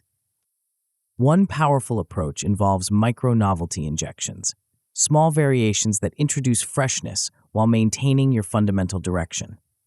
The key insight is that our brains crave novelty, but this craving can be satisfied within your existing pursuit rather than requiring a completely new direction. Try the same goal, different angle brainstorming drill. Set a timer for 10 minutes and generate as many new perspectives, approaches, or sub-questions related to your current project as possible. Don't evaluate or filter, just produce quantity. This exercise often reveals unexplored dimensions that reignite curiosity without changing your overall direction. Similarly, schedule 30-minute deliberate exploration sessions where you investigate tangential aspects of your field or connect your work to adjacent domains. These controlled excursions satisfy the brain's novelty-seeking impulse while potentially yielding insights that enrich your primary focus. Another effective technique leverages the brain's response to anticipated rewards. Future reward visualization involves regularly updating a mental or physical storyboard of what success will look like in 5 years if you maintain your current direction. This practice activates ventral striatal anticipation signals that reinforce current actions through their connection to future outcomes. For day-to-day consistency, stochastic rewards can maintain engagement during routine work. Unlike fixed reward schedules that lose motivational power over time, unpredictable mini-rewards create sustained dopamine response. Try using a random number generator to determine when you'll receive small self-administered rewards during work blocks. The unpredictability maintains the reward's motivational impact even after repeated experiences. While these techniques refresh curiosity within your chosen direction, they don't address the constant bombardment of external distractions competing for attention. This brings us to the second set of practices: novelty management strategies that protect your focus from hijacking. Research on the exploration-exploitation trade-off reveals that unchecked novelty-seeking significantly impairs achievement. A 2022 laboratory study found that novelty distractions elongated decision times and increased task switching, creating substantial costs in productivity and depth of engagement. This optimism curse leads people to consistently overvalue new opportunities relative to current investments. Effective novelty management begins with setting clear distraction guardrails. Define specific explore windows and exploit windows in your schedule rather than allowing these modes to blend constantly. During exploit windows, implement strict protocols to minimize novel inputs, perhaps silencing notifications, closing email, or working in environments with reduced stimulation. For the persistent problem of shiny new ideas that arise during focused work, implement the 24-hour idea quarantine rule. When an exciting new concept or opportunity emerges, log it in a designated place, digital or physical, and commit to revisiting it after at least 24 hours. This cooling-off period allows the initial neurochemical excitement to subside, enabling more objective evaluation of whether the idea represents a valuable addition to your current direction or merely a distraction. This approach doesn't mean rejecting all new ideas. Innovation often requires integrating fresh perspectives. The quarantine simply creates space for deliberate evaluation rather than impulsive pursuit. Many ideas that seem revolutionary in the moment appear less compelling after brief delay, while truly valuable concepts retain their appeal.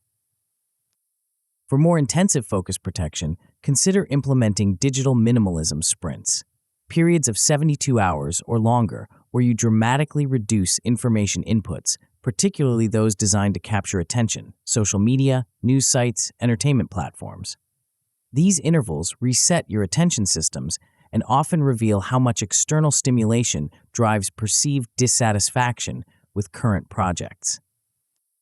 A 2024 study on exploration exploitation patterns found that participants who implemented structured digital reduction reported significantly higher satisfaction with their primary pursuits and reduced FOMO, fear of missing out, regarding alternative paths. The effect wasn't from avoiding awareness of alternatives, but from experiencing their current direction with fuller attention. These curiosity refresh and novelty management practices address the moment-to-moment challenges of consistency, but maintaining long-term alignment requires periodic recalibration to ensure your actions still connect to meaningful purpose. This brings us to interest alignment practices. Quarterly passion audits provide structured reflection on how your current activities align with your deepest values and interests. Unlike impulsive pivots driven by momentary boredom, these deliberate reviews assess alignment across 3 dimensions: meaning, connection to purpose; mastery, growth opportunity; and mood, subjective enjoyment. Rate each major task or project component on these dimensions using a simple 1 to 5 scale. Items scoring high across all 3 dimensions represent your sweet spot activities, those naturally generating sustained interest.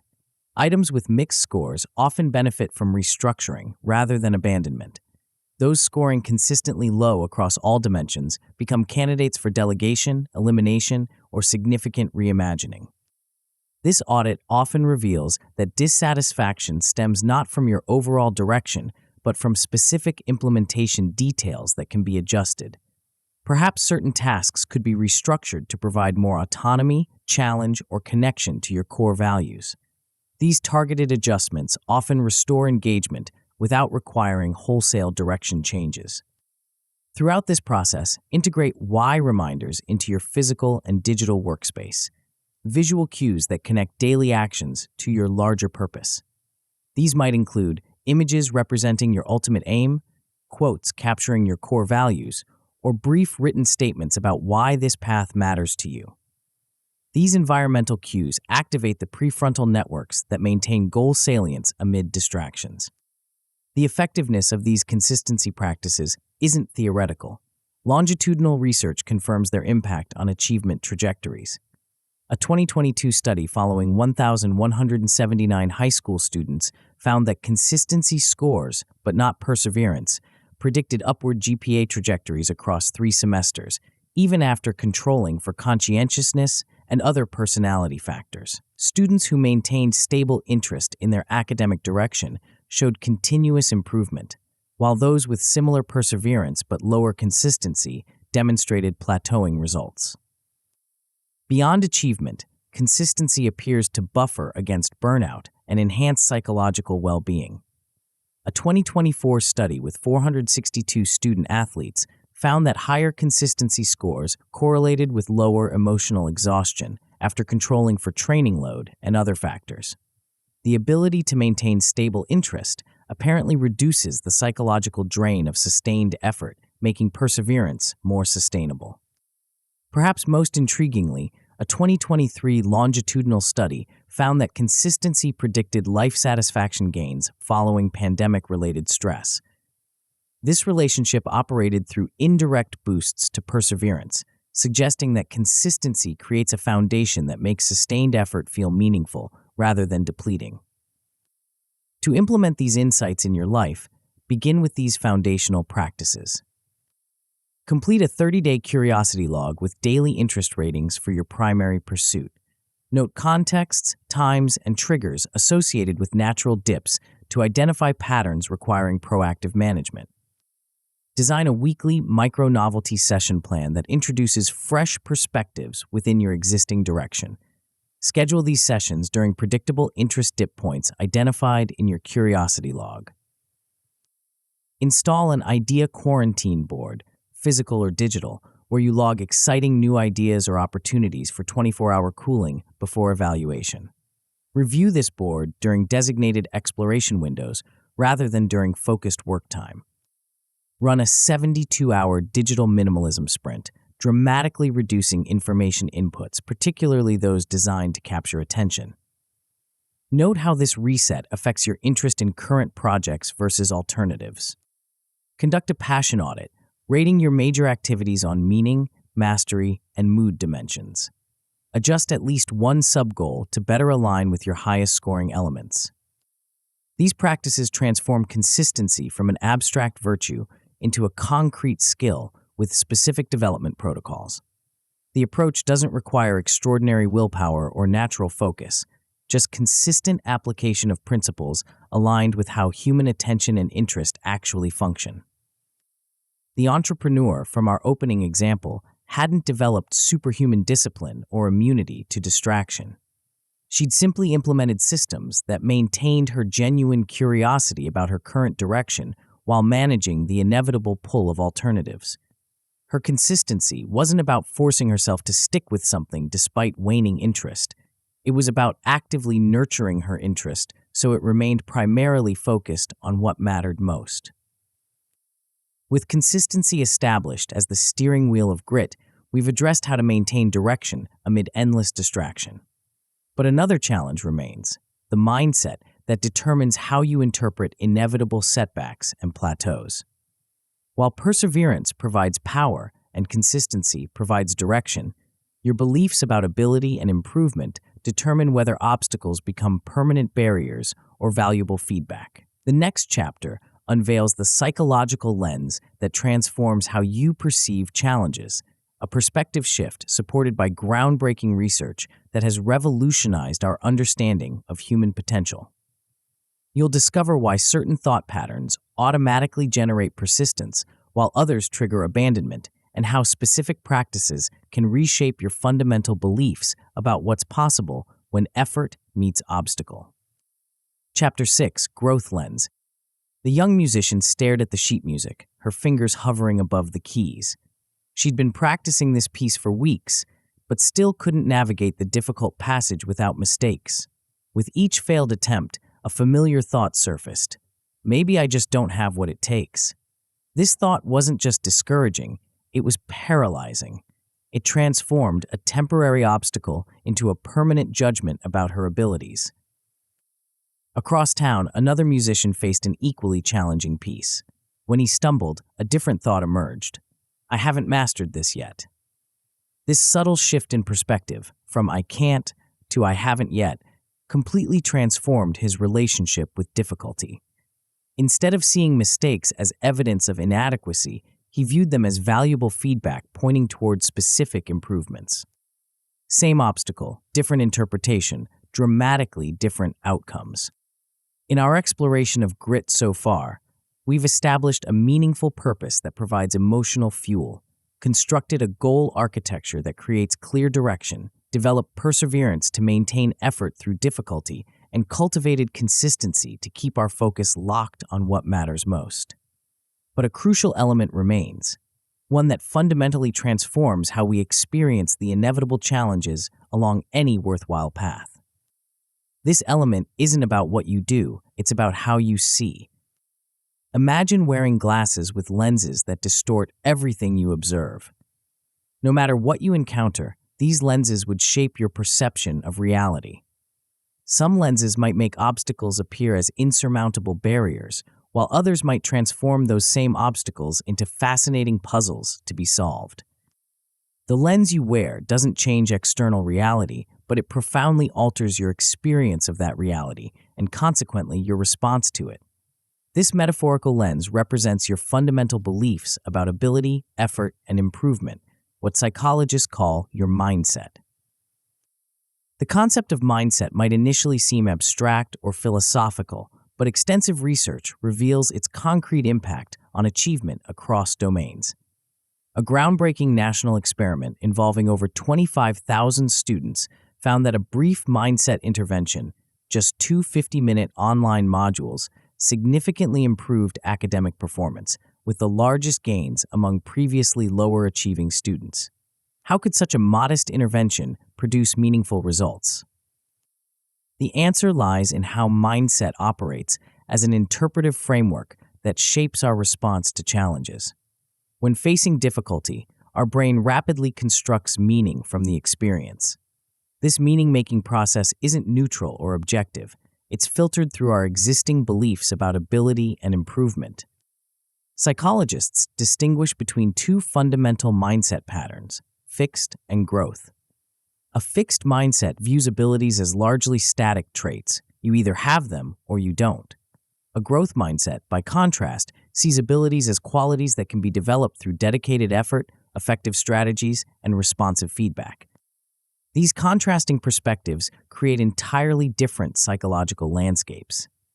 When you hold a fixed mindset, challenges become threatening because they might expose your limitations. Effort feels pointless if you believe your abilities are predetermined. Feedback becomes personal judgment rather than useful information. And others' success triggers insecurity rather than inspiration. With a growth mindset, these same experiences transform completely. Challenges become opportunities to develop new capabilities. Effort becomes the pathway to mastery rather than a sign of inadequacy. Feedback becomes valuable guidance rather than personal criticism. And others' success provides inspiration and insights rather than threatening comparison. The difference isn't just philosophical, it manifests in measurable behavioral patterns. A meta-analysis of 66 studies involving over 42,000 participants found a consistent relationship, R.34, between growth mindset and grit, with an even stronger connection to the perseverance facet. This relationship makes intuitive sense. When you believe effort leads to growth, persistence becomes logical rather than futile. Perhaps most intriguingly, mindset appears to moderate the relationship between grit and achievement. A 2024 study with West Point cadets found that growth mindset significantly strengthened the effect of grit on academic performance. In other words, the same level of gritty effort produced better outcomes when paired with growth-oriented beliefs. This moderating effect explains why some people seem to get more return on investment from their perseverance than others. It's not just about how hard you work, it's about the lens through which you interpret that work. When effort connects to growth in your mental model, each hour invested builds not just skill, but also motivation for continued engagement. The impact of mindset extends beyond academic contexts. Research with 547 language teachers found that growth mindset predicted occupational well-being through grit mediation. Teachers who viewed challenges as growth opportunities developed greater perseverance, which in turn protected against burnout and enhanced job satisfaction. The lens they wore didn't just change their performance, it transformed their entire experience of their profession. But where do these mindsets come from? And more importantly, can they be changed? Our mindset patterns begin forming early through environmental messages from parents, teachers, and cultural narratives. Praise focused on fixed traits, "you're so smart," promotes fixed mindset thinking, while process-oriented feedback, "I notice how you tried different strategies," nurtures growth orientation. Media portrayals of natural talent versus dedicated effort further shape these belief systems. A 2023 study examining parental beliefs found that children whose parents framed failure as valuable feedback showed stronger growth mindsets and longer task persistence than those whose parents viewed failure as a negative judgment. The messages we receive about mistakes and challenges profoundly influence how we approach difficulty throughout life. The good news is that mindsets remain malleable despite these early influences. Numerous intervention studies demonstrate that targeted exercises can shift mindset patterns, with effects persisting for months or years after relatively brief interventions. These shifts aren't about positive thinking or empty affirmations. They involve concrete changes in how we process information about ability and effort. The first step in cultivating a growth lens involves recognizing the talent culture narratives that permeate our thinking. These narratives emphasize innate gifts over developed skills, celebrating the myth of effortless achievement while downplaying the countless hours of practice behind exceptional performance. By explicitly questioning these narratives, we create space for alternative interpretations that emphasize development over discovery. This reframing connects directly to goal orientation. Whether we pursue mastery goals, focused on improvement and learning, or performance goals, focused on demonstrating ability and avoiding failure. A 2023 study found that adults with stronger growth mindsets consistently prioritized mastery goals across various work contexts, focusing on skill development rather than impression management. To identify your personal mindset patterns, consider your typical responses to setbacks in different domains. Do you tend to avoid challenges where you might fail? Do you see effort as a sign of inadequacy rather than a path to growth? Do you feel threatened rather than inspired by others' success? These reactions often signal fixed mindset triggers that limit your persistence when facing obstacles. The synergy between mindset and grit becomes particularly evident after failure. With a fixed lens, failure feels definitive, proof that you just don't have it. This interpretation naturally undermines perseverance, making continued effort seem pointless. With a growth lens, the same failure becomes informational, highlighting specific areas for improvement. This interpretation energizes perseverance by creating a clear path forward. Similarly, mindset influences consistency through its impact on interest sustainability. When you view skills as developable through effort, the mastery journey itself becomes intrinsically rewarding. This perspective maintains engagement even during plateaus or difficulties because progress remains possible. By contrast, a fixed view creates binary expectations. Either you have natural talent, making practice unnecessary, or you don't, making practice futile. Perhaps the most accessible entry point for shifting mindset patterns lies in language, both the words you hear from others and the phrases you use in your internal dialogue. Language doesn't just express thoughts, it actively shapes them by activating specific neural networks associated with different interpretive frameworks. The not yet vocabulary swap represents a simple but powerful language intervention.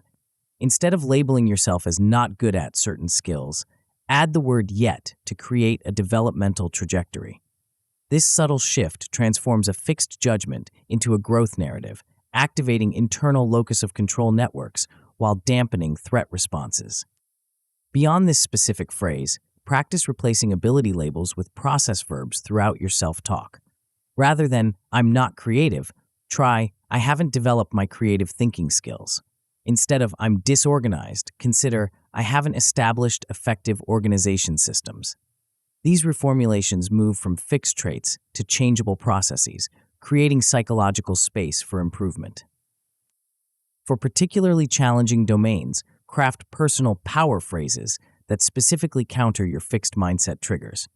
If public speaking triggers anxiety about judgment, a power phrase might be, "Each presentation builds my communication muscles, regardless of how it's received."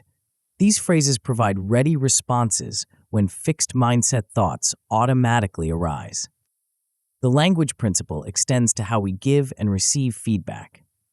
Process praise, "I notice how you analyze different approaches before deciding," builds growth orientation more effectively than person praise. "You're so smart." Similarly, maintaining a 3-to-1 ratio between effort feedback, strategy feedback, and outcome feedback keeps attention on developable factors rather than fixed judgments. Perhaps the most powerful language intervention involves systematically recording and rescripting your internal commentary during challenging situations. Our self-talk often contains unexamined, fixed mindset assumptions that silently undermine persistence. By bringing these narratives into awareness and deliberately crafting growth-oriented alternatives, you can gradually rewire your default interpretive patterns. For maximum impact, pair these linguistic shifts with physiological cues like controlled breathing. When you combine growth-oriented self-talk with a deep breath, you create a mind-body connection that strengthens the new neural pathway. This pairing helps override the automatic stress response that often accompanies fixed mindset thinking. While language shapes our general mindset orientation, specific skills are needed for the critical moment when errors occur. How we process mistakes, whether we avoid them, ruminate on them, or learn from them, largely determines whether challenges build or diminish our perseverance. The error as data model provides a structured approach to mistake processing. Rather than viewing errors as embarrassing failures to be minimized, this framework treats them as valuable information that guides improvement. Just as scientists view unexpected results as interesting data rather than experimental failures, we can approach our mistakes with curious investigation rather than harsh judgment. A practical application of this model is the failure autopsy worksheet, which guides systematic analysis of errors without emotional self-flagellation. The process involves describing what happened objectively, identifying contributing factors, extracting specific lessons, and creating an implementation plan for those lessons. This structured approach prevents both rumination, dwelling on mistakes without learning, and avoidance, ignoring mistakes to protect self-image. To make this process automatic rather than effortful, develop a consistent post-error routine that interrupts default reactions. A simple 3-step sequence: pause, take a breath, label, name what happened without judgment, plan, identify one adjustment, create space between error and response, allowing the growth lens to activate before fixed reactions take hold. Neuroscience research supports the value of this approach. Studies of error-related brain activity show that individuals with growth mindsets display stronger error positivity (PE) amplitudes, neural signals associated with conscious error processing and subsequent behavioral adjustment. By deliberately attending to mistakes rather than avoiding awareness of them, you strengthen these adaptive neural pathways. For those in mentorship roles, teaching failure as feedback scripts to others creates powerful environmental reinforcement for growth orientation. When parents, teachers, coaches, or managers consistently frame errors as learning opportunities rather than judgments, they establish contextual cues that activate growth-oriented neural networks in those they influence. Beyond language and error processing, certain neurologically informed practices can strengthen growth mindset pathways more directly. These neuro-mindset drills leverage our understanding of how the brain changes through experience to create targeted interventions for mindset development. The error-breath coupling drill provides a simple 2-minute practice that pairs physiological and cognitive responses. When you notice a mistake or setback, inhale while mentally labeling the error without judgment, then exhale while affirming your next step intention.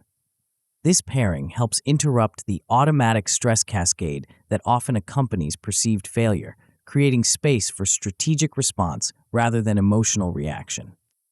Another powerful approach involves revisiting the mental contrasting technique, WOOP, from Chapter 3 through a growth mindset lens.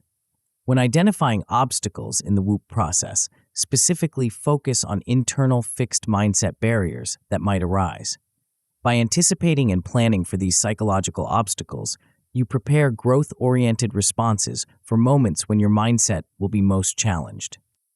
Perhaps the most direct neural intervention involves visualization of dendrite growth, a 60-second imagery practice that connects effort with actual brain development. By visualizing new neural connections forming as you practice difficult skills, you create a concrete mental model of how effort physically changes your brain. This imagery makes the abstract concept of growth tangible and biological rather than metaphorical. For lasting impact, these mindset practices must become embedded in daily routines rather than remaining occasional interventions. A morning mindset primer, just 2 minutes of journaling about your growth focus for the day, activates growth-oriented neural networks before challenges arise. This proactive priming creates a psychological filter that influences how you interpret difficulties throughout the day. Similarly, an end-of-day lesson loop reflection helps extract growth value from each day's experiences. By briefly noting what you learned, what you struggled with, and how tomorrow will build on today, you reinforce the continuity of development rather than seeing each day as a separate performance evaluation. For social reinforcement, establish a weekly mindset roundtable with an accountability partner where you share growth wins, moments where you applied a growth lens successfully, and hurdles, situations where fixed mindset thinking prevailed. This regular conversation normalizes the ongoing nature of mindset development while providing external perspective on your interpretive patterns. The cumulative effect of these practices isn't just improved performance, it's a fundamentally different experience of challenge. With a polished growth lens, obstacles transform from threatening judgments into interesting puzzles. Effort becomes evidence of engagement rather than inadequacy. Setbacks become data points rather than defining moments. This transformation doesn't happen through positive thinking or denying reality. It emerges from a more accurate understanding of how human capabilities actually develop, through sustained effort, strategic adjustment, and responsive feedback, rather than fixed, innate limitations. To implement these insights in your life, begin with these foundational practices. Complete a mindset self-audit to identify your top 3 fixed mindset triggers, specific situations or domains where you tend toward fixed interpretations. Awareness of these patterns creates the foundation for targeted intervention. Write 5 not yet reframes for current skill gaps, transforming fixed judgments into growth trajectories. Post these reframes where you'll encounter them during vulnerable moments. Run a 7-day failure autopsy challenge, logging 1 error each day and extracting a specific lesson. This systematic practice builds the habit of viewing mistakes as information rather than judgment. Practice the error breath coupling drill after each setback for 1 week, pairing physiological regulation with cognitive reframing. This mind-body connection strengthens neural pathways associated with adaptive error processing. Schedule a weekly mindset roundtable with an accountability partner to share growth wins and hurdles. This social practice reinforces growth orientation while normalizing the ongoing nature of mindset development. These practices transform the growth mindset from an abstract concept into a concrete skill with specific development protocols. The approach doesn't require extraordinary optimism or denial of challenges, just consistent application of principles aligned with how human capability actually develops. The musician from our opening example hadn't developed superhuman talent or immunity to mistakes. She'd simply cultivated a lens that transformed how she interpreted those mistakes. Her growth orientation wasn't about forcing positive thinking, it was about accurately understanding the developmental nature of skill acquisition. This perspective maintained her perseverance and consistency not through heroic willpower, but through a fundamentally different relationship with challenge itself. With the growth lens established as a transformative perspective on obstacles, we've addressed how to interpret the inevitable difficulties along any meaningful path. But interpretation alone doesn't maximize skill development.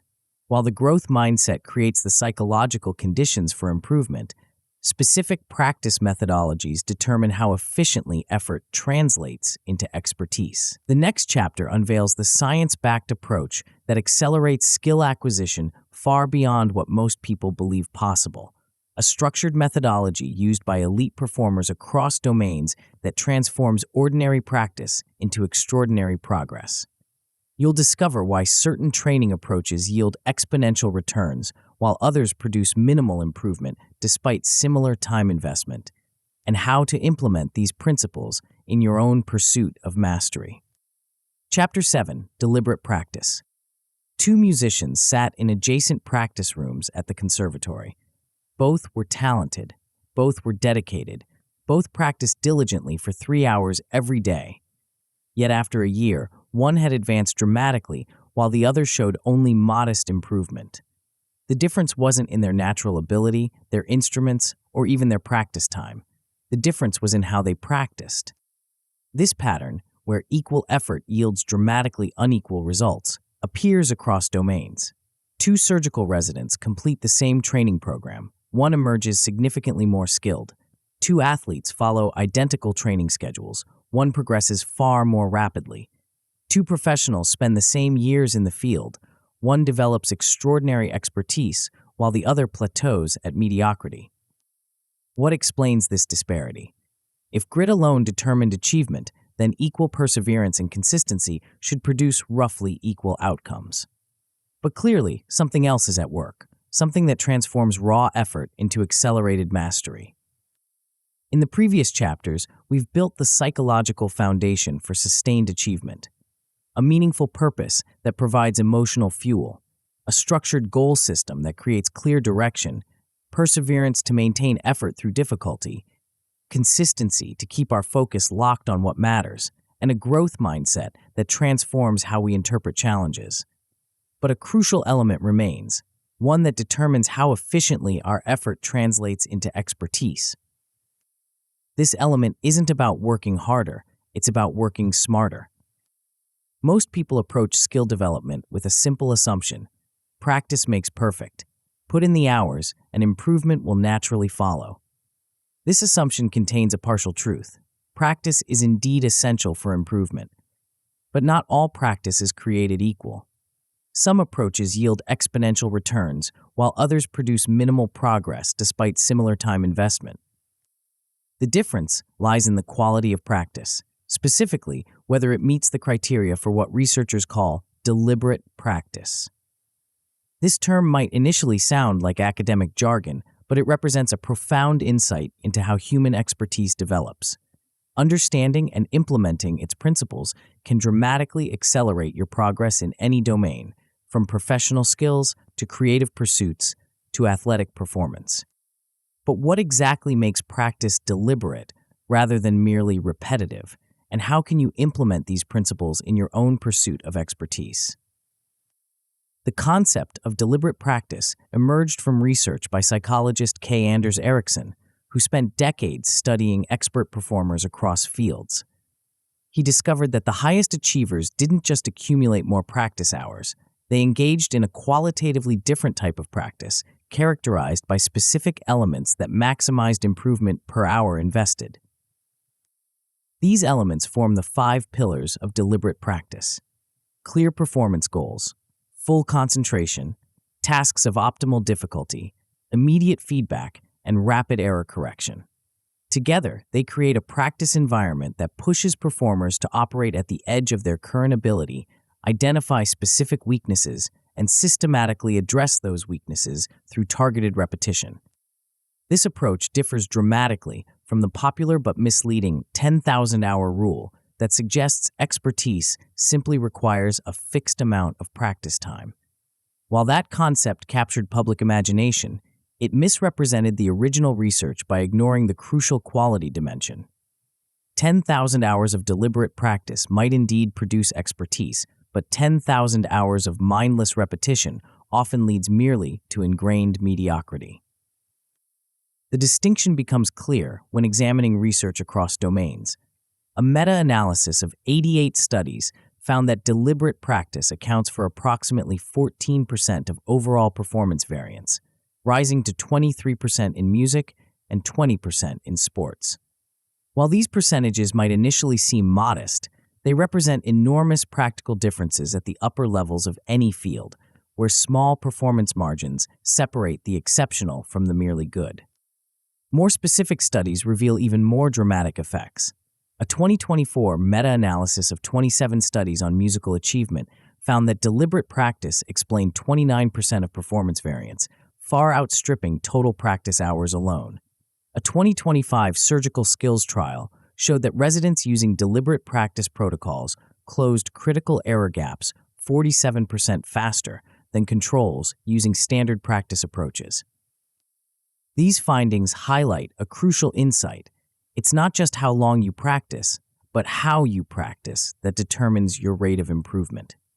By implementing deliberate practice principles, you can potentially double, triple, or even quadruple your skill development compared to conventional approaches, without increasing your total practice time. The first pillar of deliberate practice involves establishing clear, specific performance goals for each practice session. Unlike vague intentions, get better at presentations, deliberate practice targets precise aspects of performance. Improve vocal modulation during the opening 2 minutes. This specificity focuses attention on particular skill components rather than diffusing effort across the entire performance. Effective performance goals isolate specific weaknesses rather than reinforcing existing strengths. This approach feels counterintuitive. We naturally gravitate toward what we already do well because it feels rewarding. But deliberate practice intentionally targets areas of difficulty, creating temporary discomfort that yields long-term growth. The second pillar, full concentration, acknowledges that attention quality dramatically affects learning efficiency. Deliberate practice requires complete focus rather than distracted or mechanical repetition. This intense concentration explains why optimal practice sessions typically last only 25 to 45 minutes before requiring a break. The cognitive demands of true deliberate practice make longer, uninterrupted periods counterproductive. The third pillar involves selecting tasks of optimal difficulty, challenging enough to stretch current abilities, but not so difficult that they cannot be mastered with focused effort. Research suggests an optimal sweet spot around 4% error rate, where you succeed most of the time but encounter enough difficulty to stimulate adaptation. This calibration prevents two common practice errors: working on material that's too easy, which feels good but produces minimal growth, or too difficult, which creates frustration without actionable feedback. The optimal zone creates productive struggle that drives improvement without triggering avoidance. The fourth pillar, immediate feedback, provides the information necessary for targeted adjustment. Without clear, timely feedback about what's working and what isn't, practice becomes a guessing game rather than a systematic improvement process. This feedback might come from a coach, mentor, recording, measurement tool, or self-assessment, but it must be specific enough to guide precise corrections. The final pillar, rapid error correction, completes the improvement loop by immediately implementing adjustments based on feedback. Rather than continuing to practice with flaws intact, which reinforces errors, deliberate practice involves pausing to correct mistakes before they become habitual. This correction-focused approach explains why deliberate practice often involves slower, more methodical progression than conventional practice. Together, these 5 pillars create a self-reinforcing improvement cycle that accelerates skill development far beyond what most people believe possible. But implementing this framework requires specific strategies for each component. Building an effective error feedback loop begins with establishing precise performance metrics that capture both process and outcome elements of your skill. These metrics might include speed, how quickly you complete a task, accuracy, error rates or precision measures, and form, qualitative aspects of execution. The key is selecting metrics specific enough to guide improvement, but not so numerous that they overwhelm attention. For most skills, tracking 3 to 5 key performance indicators provides sufficient feedback without creating analysis paralysis. Once you've established metrics, you need mechanisms to capture performance data during practice. Depending on your domain, these might include video recording for visual feedback on physical skills, sensor data for quantitative performance measures, or observer notes for interpersonal or complex skills. The essential requirement is objective documentation rather than relying solely on subjective impression. With performance data available, implement a pause, reflect, replay microcycle within practice sessions. After completing a performance segment, pause to review the feedback, reflect on specific adjustment opportunities, and then immediately replay the segment with deliberate modifications. This tight feedback loop accelerates improvement by preventing error reinforcement and creating immediate implementation of corrections. The quality of your practice depends heavily on your attentional capacity, which necessitates deliberate session design. Schedule practice blocks of 25 to 45 minutes, long enough for meaningful engagement, but short enough to maintain full concentration. Research on attention spans consistently shows that performance quality degrades beyond this window without intentional reset. Within these blocks, implement single-task isolation rather than attempting to improve multiple skill aspects simultaneously. Cognitive switching costs, the mental energy required to shift attention between different tasks, significantly reduce learning efficiency. By focusing on one specific skill component at a time, you maximize neural resources available for improvement. Include 2-minute attentional resets between focus segments to maintain cognitive freshness. These brief breaks might involve simple breathing exercises, physical movement, or momentary disengagement from the task. Their purpose isn't relaxation, but attentional renewal, clearing working memory to prepare for the next focus segment. While self-directed deliberate practice can yield significant improvement, incorporating expert guidance dramatically accelerates progress. A 2025 study with surgical residents found that mentor-guided deliberate practice produced learning rates nearly double those of self-directed practice, even when total practice time remained identical. When identifying potential mentors or coaches, look beyond general expertise to specific teaching capability. The best performers aren't always the best teachers. Effective mentors combine domain knowledge with the ability to break skills into learnable components and provide targeted feedback. Structure feedback interactions for maximum value by requesting specific, actionable guidance rather than general impressions.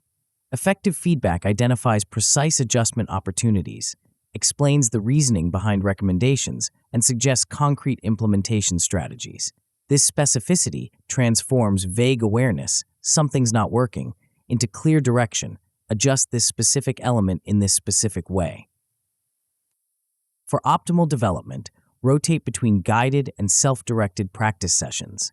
Guided sessions provide expert perspective and correction of invisible errors, while self-directed sessions develop autonomy and self-assessment skills. This rotation creates complementary learning environments that accelerate overall progress. The timing of practice sessions significantly impacts skill consolidation. Research on spaced repetition demonstrates that distributed practice with strategic intervals between sessions produces stronger learning than massed practice of equal total duration. Implement a deliberate spacing schedule with progressively increasing intervals, 24 hours, 1 week, 1 month, for skills you've initially mastered. This expanding pattern leverages the psychological spacing effect, where retrieval after partial forgetting strengthens neural pathways more effectively than immediate repetition. Equally important is scheduling deliberate rest periods to prevent overtraining and cognitive fatigue. Skill development occurs not just during practice, but during the recovery and consolidation phase that follows. Without adequate rest, practice quality inevitably degrades, reducing learning efficiency despite continued effort. Maintain a practice journal to document specific focus areas, adjustment attempts, and breakthrough moments. This record serves multiple purposes. It creates accountability, provides progress perspective during inevitable plateaus, and helps identify patterns that might not be apparent in individual sessions. Measuring progress systematically prevents both unwarranted discouragement and false confidence. Begin with a baseline skill assessment that objectively documents your starting point using your selected performance metrics. This baseline provides a reference point for evaluating subsequent improvement and prevents the common error of comparing your performance to experts rather than to your previous self. Track micrometrics throughout your practice program, specific, granular measures that capture incremental progress. These might include error counts per 100 repetitions, time to completion for specific subtasks, or quality ratings for particular skill components. These detailed measures often reveal improvement patterns that broader assessments might miss. Conduct monthly performance audits to evaluate overall progress and reassess your practice approach. These reviews should examine not just skill advancement, but also the alignment of your practice with deliberate practice principles. Are you maintaining clear goals? Ensuring optimal difficulty? Receiving adequate feedback? These periodic checks prevent drift toward less effective practice habits. The integration of deliberate practice with the grit elements we've explored in previous chapters creates powerful synergy. Perseverance fuels the volume of quality repetitions necessary for expertise development. Without the engine of perseverance, deliberate practice remains theoretical rather than implemented. Consistency ensures sustained focus on the same skill domain, allowing expertise to compound rather than resetting with each new interest. The growth mindset transforms the error-focused nature of deliberate practice from discouraging to energizing, making feedback an opportunity rather than a threat. Together, these elements create an expertise development system far more powerful than any component alone. Grit without deliberate practice leads to persistent mediocrity, working hard but not smart. Deliberate practice without grit leads to theoretical knowledge without implementation, knowing how to improve but lacking the persistence to follow through. To implement these principles in your own expertise development, begin with these foundational practices. Draft a 4-week deliberate practice plan targeting one specific weakness in your most important skill domain. Identify clear performance metrics, optimal difficulty levels, feedback mechanisms, and specific practice activities for each session. Record and review your first practice session, either through video, audio, or detailed notes depending on your domain. Log at least 3 specific corrections based on this review and implement them in your next session. Implement the pause, reflect, replay loop on a daily micro-skill, a small, frequent activity where you can practice the deliberate feedback cycle. This might be a communication habit, a technical procedure, or any regular action that benefits from refinement. Schedule 2 mentor feedback sessions within the next month, preparing specific questions and focus areas in advance. After each session, document the key insights and create an implementation plan for integrating the guidance into your practice. Complete a practice journal reflection every Friday, noting specific error patterns you've identified, adjustment strategies you've attempted, and plan tweaks for the coming week. This regular reflection maintains deliberate awareness of your practice quality rather than defaulting to mechanical repetition. These practices transform deliberate practice from an abstract concept into a concrete skill development protocol. The approach doesn't require extraordinary talent or resources, just the systematic application of principles aligned with how human expertise actually develops. The musicians from our opening example weren't separated by innate ability, but by practice methodology. The rapidly advancing musician had implemented deliberate practice principles, isolating specific technical challenges, recording performances for objective feedback, alternating between mentor guidance and self-directed exploration, and maintaining a systematic practice journal.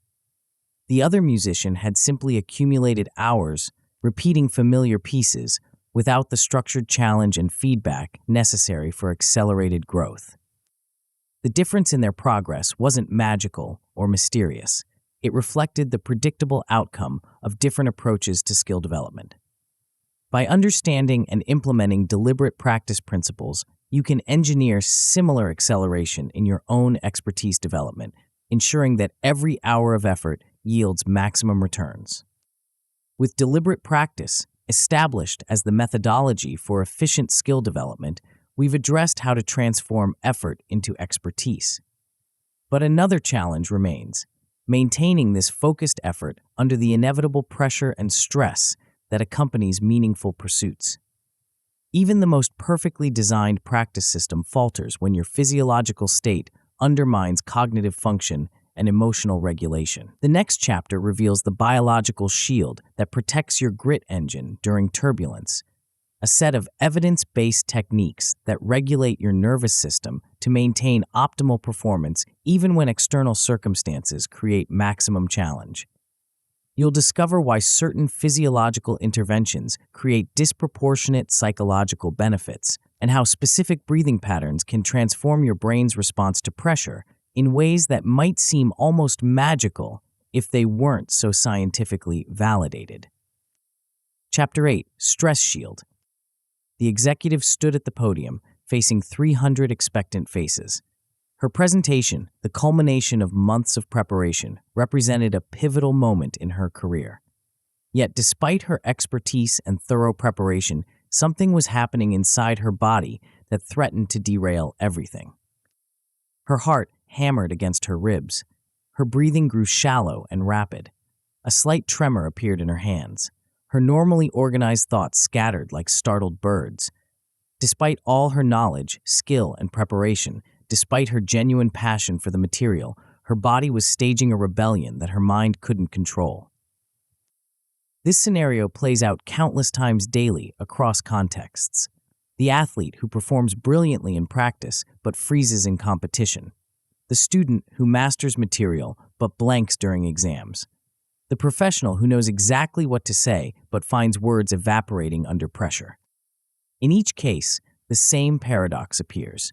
The very moments when performance matters most become the moments when our capabilities seem to desert us. Why does this happen? And more importantly, how can we prevent it? In our exploration of grit so far, we've built a comprehensive system for sustained achievement, a meaningful purpose that provides emotional fuel, a structured goal architecture that creates clear direction, perseverance to maintain effort through difficulty, consistency to keep our focus locked on what matters, a growth mindset that transforms how we interpret challenges, and deliberate practice that accelerates skill development. But a crucial vulnerability remains, one that can undermine this entire system in critical moments. This vulnerability isn't psychological, it's physiological. When your body activates its stress response, commonly known as fight or flight, it creates a cascade of biological changes designed for immediate survival rather than complex performance. Your heart rate increases. Blood diverts from your digestive system and prefrontal cortex to your large muscle groups. Stress hormones flood your bloodstream. Your breathing becomes shallow and rapid. Your attention narrows to potential threats. These changes served our ancestors well when facing predators, but they create significant problems in modern contexts where threats are psychological rather than physical. The physiological preparation for running or fighting actively undermines the capabilities needed for complex cognitive tasks, emotional regulation, and fine motor control. This explains why even the most psychologically prepared individuals can falter under pressure. Your mindset, goals, and practice strategies all operate through brain networks that become compromised when your body enters fight or flight. No amount of mental preparation can overcome this physiological hijacking if you lack the tools to regulate your body's stress response. This insight transforms how we approach performance under pressure. Instead of focusing exclusively on psychological strategies, we need physiological interventions that prevent stress activation from undermining our capabilities. We need what research increasingly identifies as a stress shield, a set of evidence-based techniques that regulate autonomic function to maintain optimal performance even under intense pressure. The concept of a stress shield might initially sound abstract or metaphorical, but it represents concrete physiological processes with measurable effects on performance. By implementing specific practices that modulate your nervous system, you can create a buffer between external pressure and internal capability, allowing your skills and knowledge to remain accessible when they matter most. To understand how this shield functions, we need to examine the underlying physiology of stress and performance. Your autonomic nervous system, the largely unconscious system that regulates bodily functions, has two primary branches: the sympathetic, fight or flight, and parasympathetic, rest and digest. These systems ideally operate in dynamic balance, with each activating appropriately based on circumstances. Problems arise when the sympathetic system dominates chronically or activates excessively in situations requiring complex performance. This imbalance manifests in reduced heart rate variability, HRV, the natural variation in time between heartbeats. Higher HRV indicates greater autonomic flexibility and better self-regulation capacity, while lower HRV signals sympathetic dominance and reduced regulatory ability. Research consistently shows that HRV predicts performance under pressure across domains. A 2024 study found that baseline HRV correlated significantly with persistence time on challenging cognitive and physical tasks. Individuals with higher HRV maintained effort longer and demonstrated greater problem-solving capability under pressure compared to those with lower HRV. Similarly, cortisol, a primary stress hormone, plays a crucial role in performance fluctuations. While moderate, temporary cortisol elevation can enhance focus and energy, sustained high levels impair cognitive function, particularly in the prefrontal cortex regions responsible for executive function, working memory, and emotional regulation. This explains why stress often undermines precisely the mental capabilities we need most during challenging situations. These physiological patterns create a critical distinction in how we experience pressure, as either challenge or threat. In a challenge state, Moderate sympathetic activation combines with sufficient parasympathetic influence to create engaged alertness without cognitive impairment. In a threat state, excessive sympathetic dominance triggers defensive physiology that actively undermines performance. The difference between these states often determines whether grit manifests or collapses in crucial moments. You might possess extraordinary perseverance and consistency in normal conditions, but if your body interprets pressure as threat rather than challenge, these psychological strengths become temporarily inaccessible. Your grit doesn't disappear. It gets physiologically overridden. This physiological perspective explains why some people consistently perform better under pressure than others with similar skill levels. The difference often isn't psychological toughness, but autonomic regulation, the ability to maintain physiological balance even when external circumstances create maximum demand. The good news is that this regulatory capacity isn't fixed. Through specific practices, you can strengthen your autonomic flexibility and build a robust stress shield that protects your capabilities when they're most needed. These practices don't require special equipment or extensive training, just consistent application of techniques aligned with how your nervous system actually functions. The first component of an effective stress shield involves breath control protocols, specific breathing patterns that directly modulate autonomic function. Your breathing represents a unique physiological process that operates both automatically and voluntarily, creating a bridge between unconscious bodily functions and conscious control. By deliberately changing your breathing pattern, you can rapidly shift your autonomic state from sympathetic dominance toward balanced engagement. Box breathing, a technique used by military special operations units, provides one of the most accessible and effective interventions. The practice involves inhaling for a count of 4, holding for 4, exhaling for 4, and holding for 4 before repeating. This 4-4-4-4 pattern creates a rhythmic cycle that entrains other physiological systems, particularly heart rate and blood pressure. A 2024 laboratory trial found that just 4 rounds of box breathing, approximately 2 minutes, reduced salivary cortisol by 17% and lowered heart rate by approximately 8 beats per minute compared to quiet sitting controls. These physiological changes corresponded with improved cognitive performance on subsequent tasks, particularly those requiring focused attention and working memory. For situations requiring longer duration stress regulation, resonance breathing offers complementary benefits. This approach involves slowing respiration to approximately 5 to 6 breaths per minute, a rate that maximizes heart rate variability by synchronizing respiratory and cardiovascular rhythms. This synchronization, called respiratory sinus arrhythmia, indicates optimal autonomic balance and enhanced self-regulation capacity. When acute stress strikes suddenly, the cyclic sigh provides the fastest physiological downshift. This technique involves a double inhale, one partial breath immediately followed by a full breath, and then a long, slow exhale. Research shows this pattern rapidly activates parasympathetic influence, interrupting the sympathetic cascade before it fully develops. 3 consecutive cyclic sighs can create measurable physiological change within 30 seconds. These breathing protocols work most effectively when integrated with mindfulness micropractices, brief attentional exercises that complement physiological regulation. While formal meditation shows significant benefits in research, shorter practices often prove more practical for daily implementation, especially during high-pressure situations. A 2-minute body scan reset involves systematically directing attention through your body, noticing physical sensations without judgment. This practice interrupts the cognitive rumination that often accompanies stress while increasing interoceptive awareness, your perception of internal bodily states.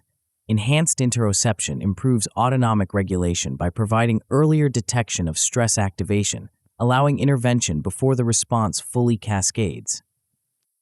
For moments requiring sustained focus, the anchored attention drill provides a simple but powerful technique.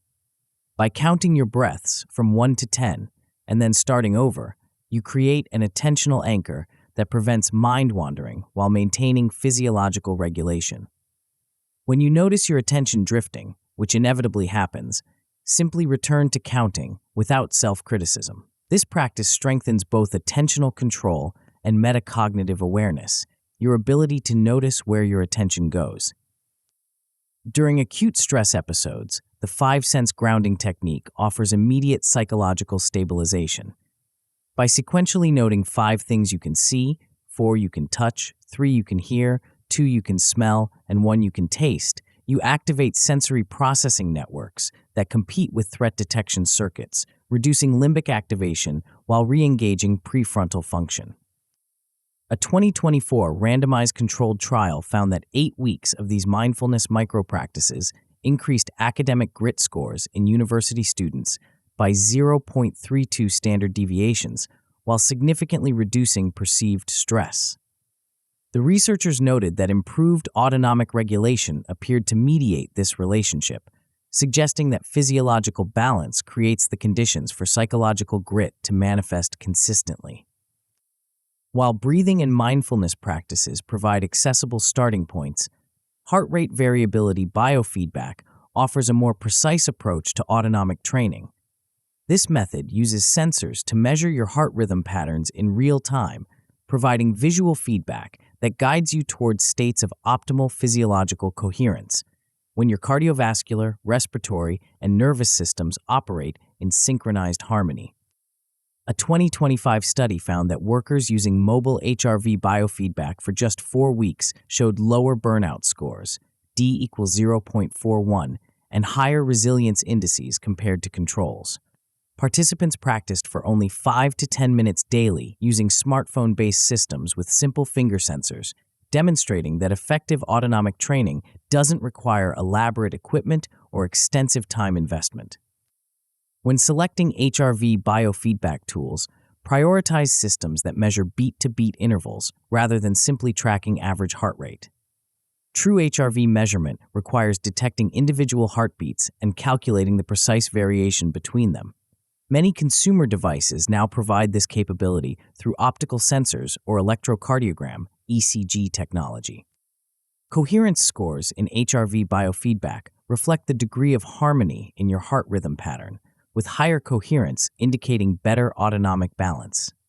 Track these scores weekly rather than daily to identify meaningful trends while avoiding overinterpretation of normal fluctuations. Most systems provide visual graphs showing your progress over time, which helps maintain motivation during the learning process. While these physiological interventions create the foundation of your stress shield, cognitive reappraisal skills add a crucial psychological dimension. How you interpret physiological arousal significantly influences whether it enhances or impairs your performance. The same bodily sensations can be experienced as either debilitating anxiety or performance-enhancing energy, depending on your cognitive framing. Stress as fuel script creation involves developing personalized language that reframes arousal symptoms as performance resources rather than threats. For example, my racing heart is delivering more oxygen to my brain, or this energy surge is my body preparing for peak performance. These statements aren't positive thinking platitudes. They represent physiologically accurate reinterpretations that transform how your brain processes arousal signals. A 2023 review of cognitive reappraisal research found that these reframing practices produce measurable changes in autonomic recovery speed and subjective experience during challenging tasks. Participants trained in reappraisal showed faster physiological return to baseline after stressors and reported greater confidence during performance compared to control groups. For systematic application of reappraisal, the ABC worksheet, Adversity Belief Consequence, provides a structured approach. When facing a stressful situation, document the objective circumstances, adversity, your automatic interpretations, beliefs, and the resulting emotional and physiological responses, consequences. Then create alternative interpretations that maintain accuracy while supporting optimal performance. During intense emotional episodes, the 90-second emotional surfing technique leverages neuroscience research showing that the initial neurochemical surge of an emotion typically lasts about 90 seconds if not reinforced by cognitive elaboration. By mentally surfing the physiological wave without attaching narratives or judgments, you can experience the emotion fully while preventing it from hijacking your behavior or attention.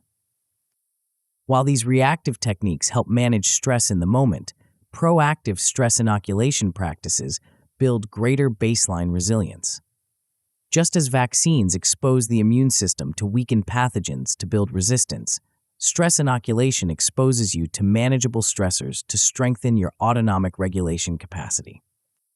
Graduated cold exposure represents one evidence-based approach to stress inoculation. Brief, progressively lengthening exposure to cold water, such as ending showers with cold water, activates a controlled stress response that strengthens autonomic recovery capacity. Research shows this practice increases norepinephrine release while improving vagal tone, the parasympathetic influence that counterbalances sympathetic activation. Simulated pressure drills provide domain-specific stress inoculation by recreating performance conditions in controlled settings. Adding elements like timers, observers, or artificial stakes during practice sessions trains your system to maintain function under evaluative pressure. Military and emergency response training has long used this approach, but it applies equally to professional, academic, and personal domains. After any stress inoculation practice, conduct a structured debrief, noting your arousal curve, how activation levels changed throughout the experience, and associated self-talk. This reflection converts implicit learning into explicit understanding, accelerating your development of personalized regulation strategies. The final component of an effective stress shield involves recovery routines that restore autonomic balance after periods of challenge. Without deliberate recovery, chronic sympathetic activation creates allostatic load, cumulative wear on bodily systems that eventually undermines both performance and health. A sleep switch ritual helps transition your nervous system from daytime activation to restorative rest. Combining light management, reducing blue light exposure, breathing practices such as 4-7-8 breathing, and brief gratitude reflection creates physiological and psychological conditions conducive to quality sleep, the foundation of autonomic recovery. Active rest days featuring parasympathetic dominant activities provide essential counterbalance to performance-focused periods. Activities like nature walks, gentle movement practices, or creative pursuits without performance pressure allow your autonomic system to recalibrate while maintaining engagement. This balanced approach prevents both overtraining and complete disengagement. Periodic digital detox weekends offer more comprehensive autonomic reset by removing the constant low-level stress of notifications, information processing, and social comparison.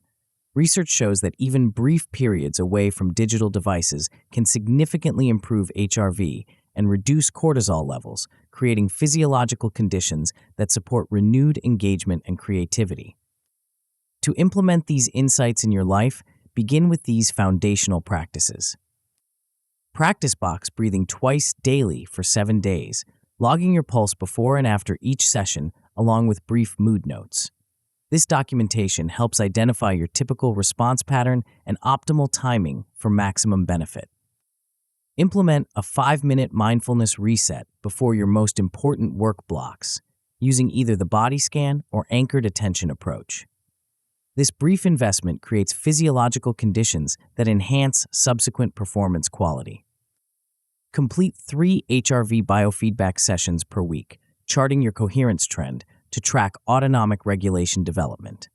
Look for gradual improvement in your ability to achieve and maintain coherent states, particularly when introducing mild stressors during practice. Run a week-long stress as fuel reappraisal journal, documenting arousal symptoms you experience and creating specific reframing statements for each. Test these reframes during actual pressure situations and refine based on results. Plan and execute one graded stress inoculation exposure, selecting an approach aligned with your development goals.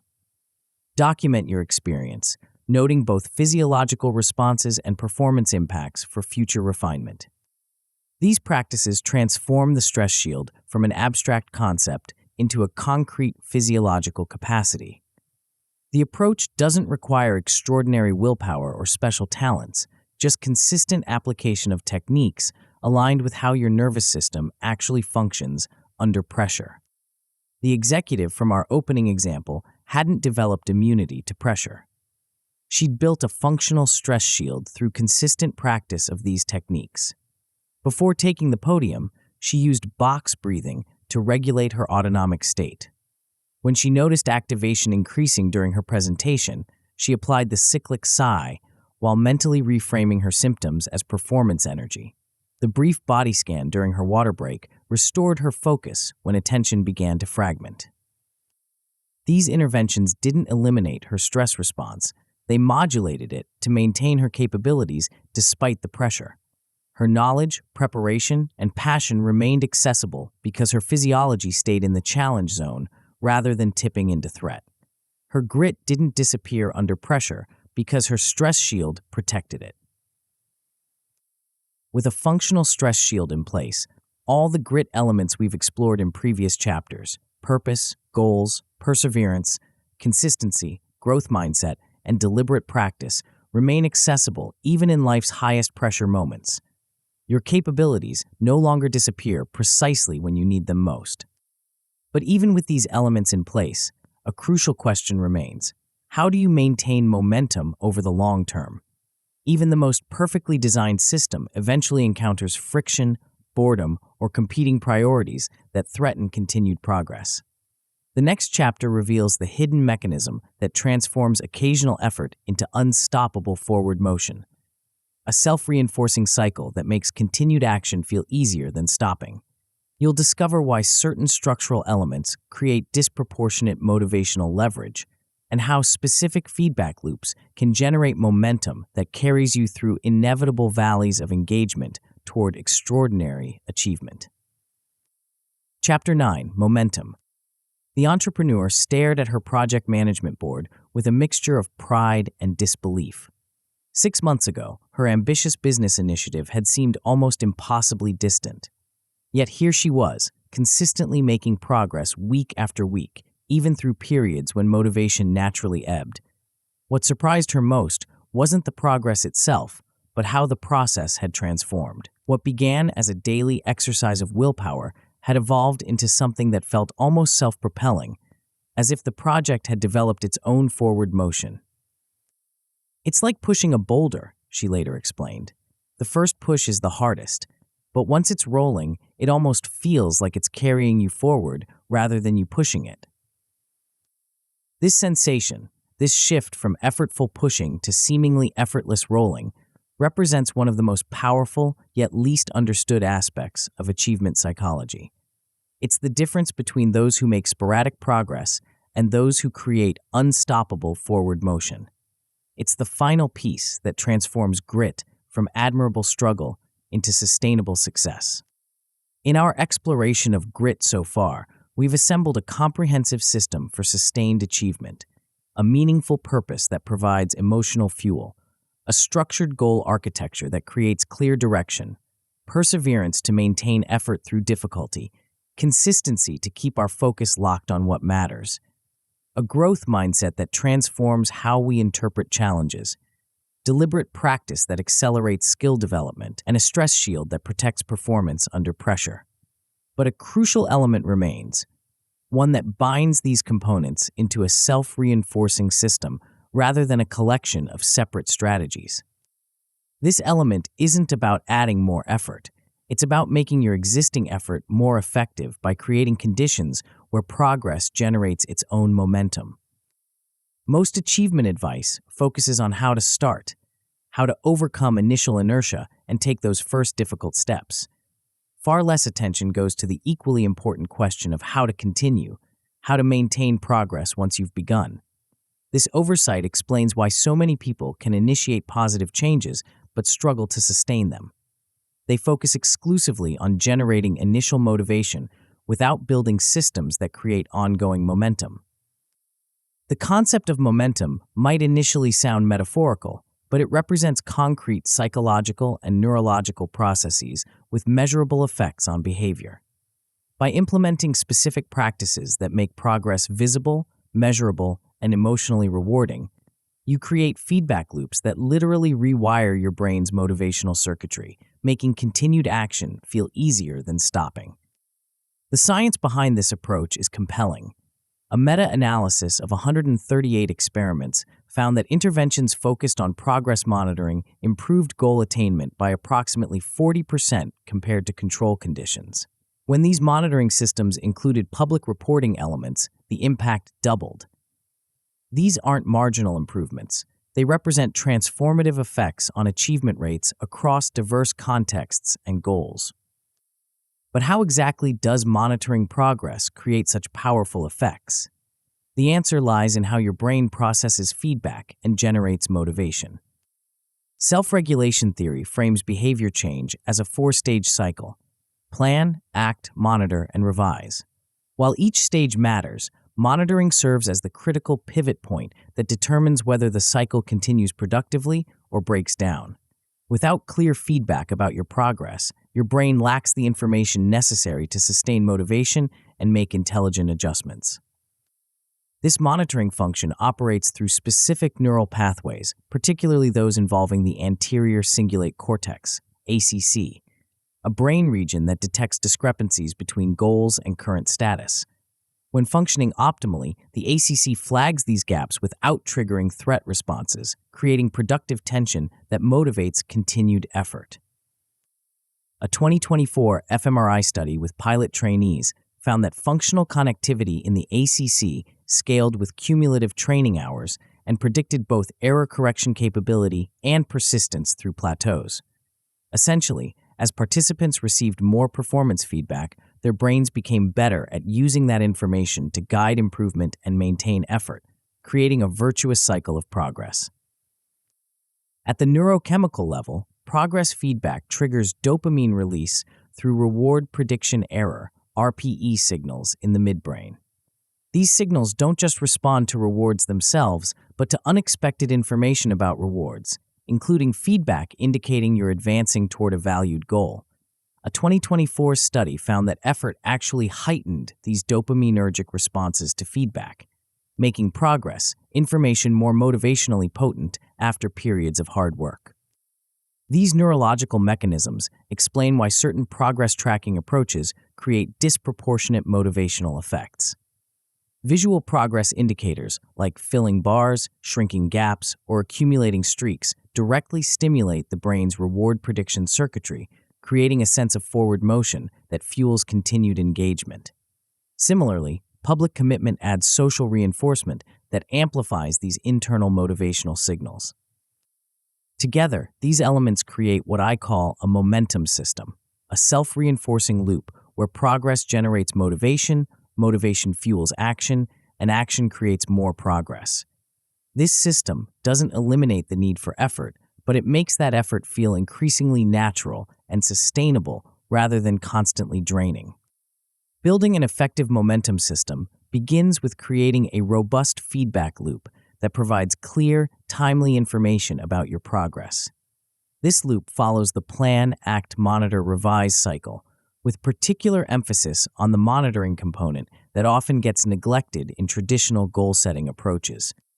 For each major goal, identify both lag and lead indicators that track your progress. Lag indicators measure outcomes, the results you ultimately want to achieve. These might include revenue figures, performance metrics, or completion milestones. Lead indicators measure behaviors and processes that predict those outcomes, the actions within your control that drive results. These might include outreach attempts, practice sessions, or production metrics. The distinction matters tremendously for momentum. Lag indicators provide ultimate validation, but often come too infrequently to sustain daily motivation.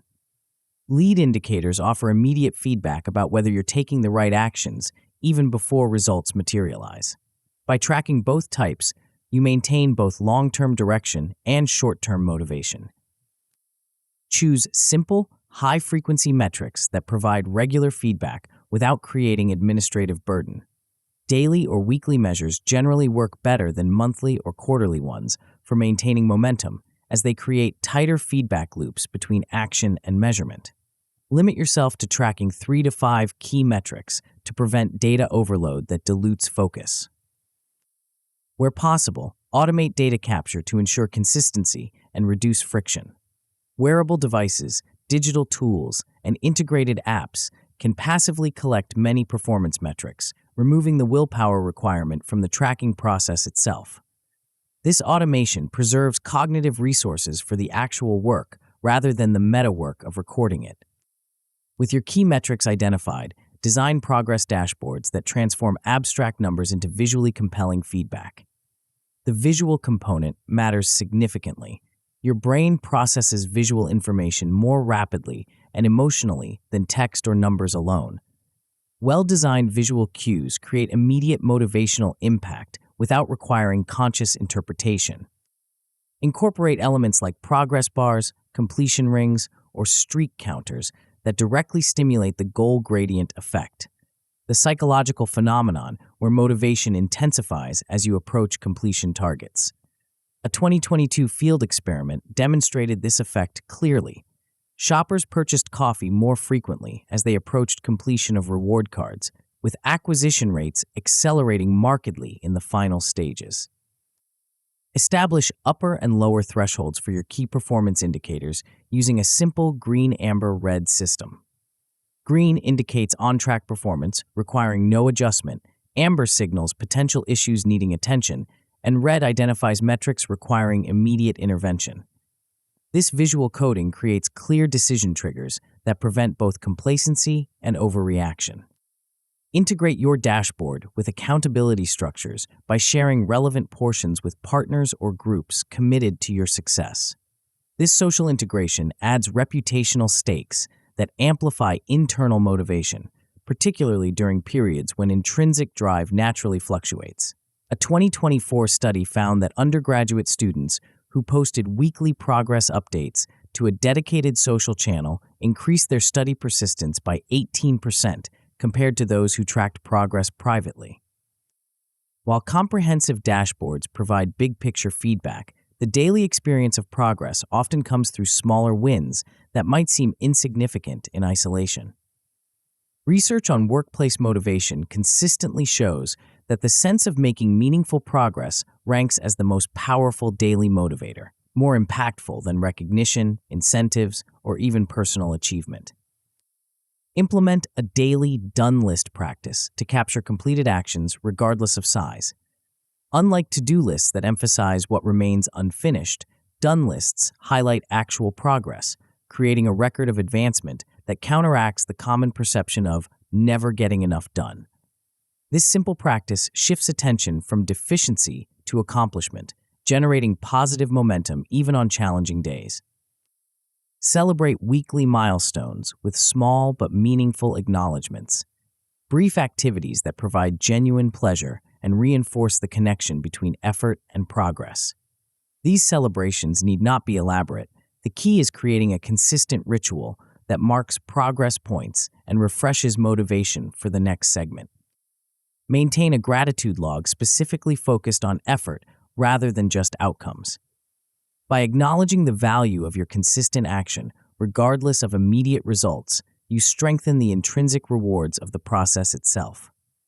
This perspective shift helps maintain momentum through inevitable plateaus where visible outcomes temporarily stall despite continued effort.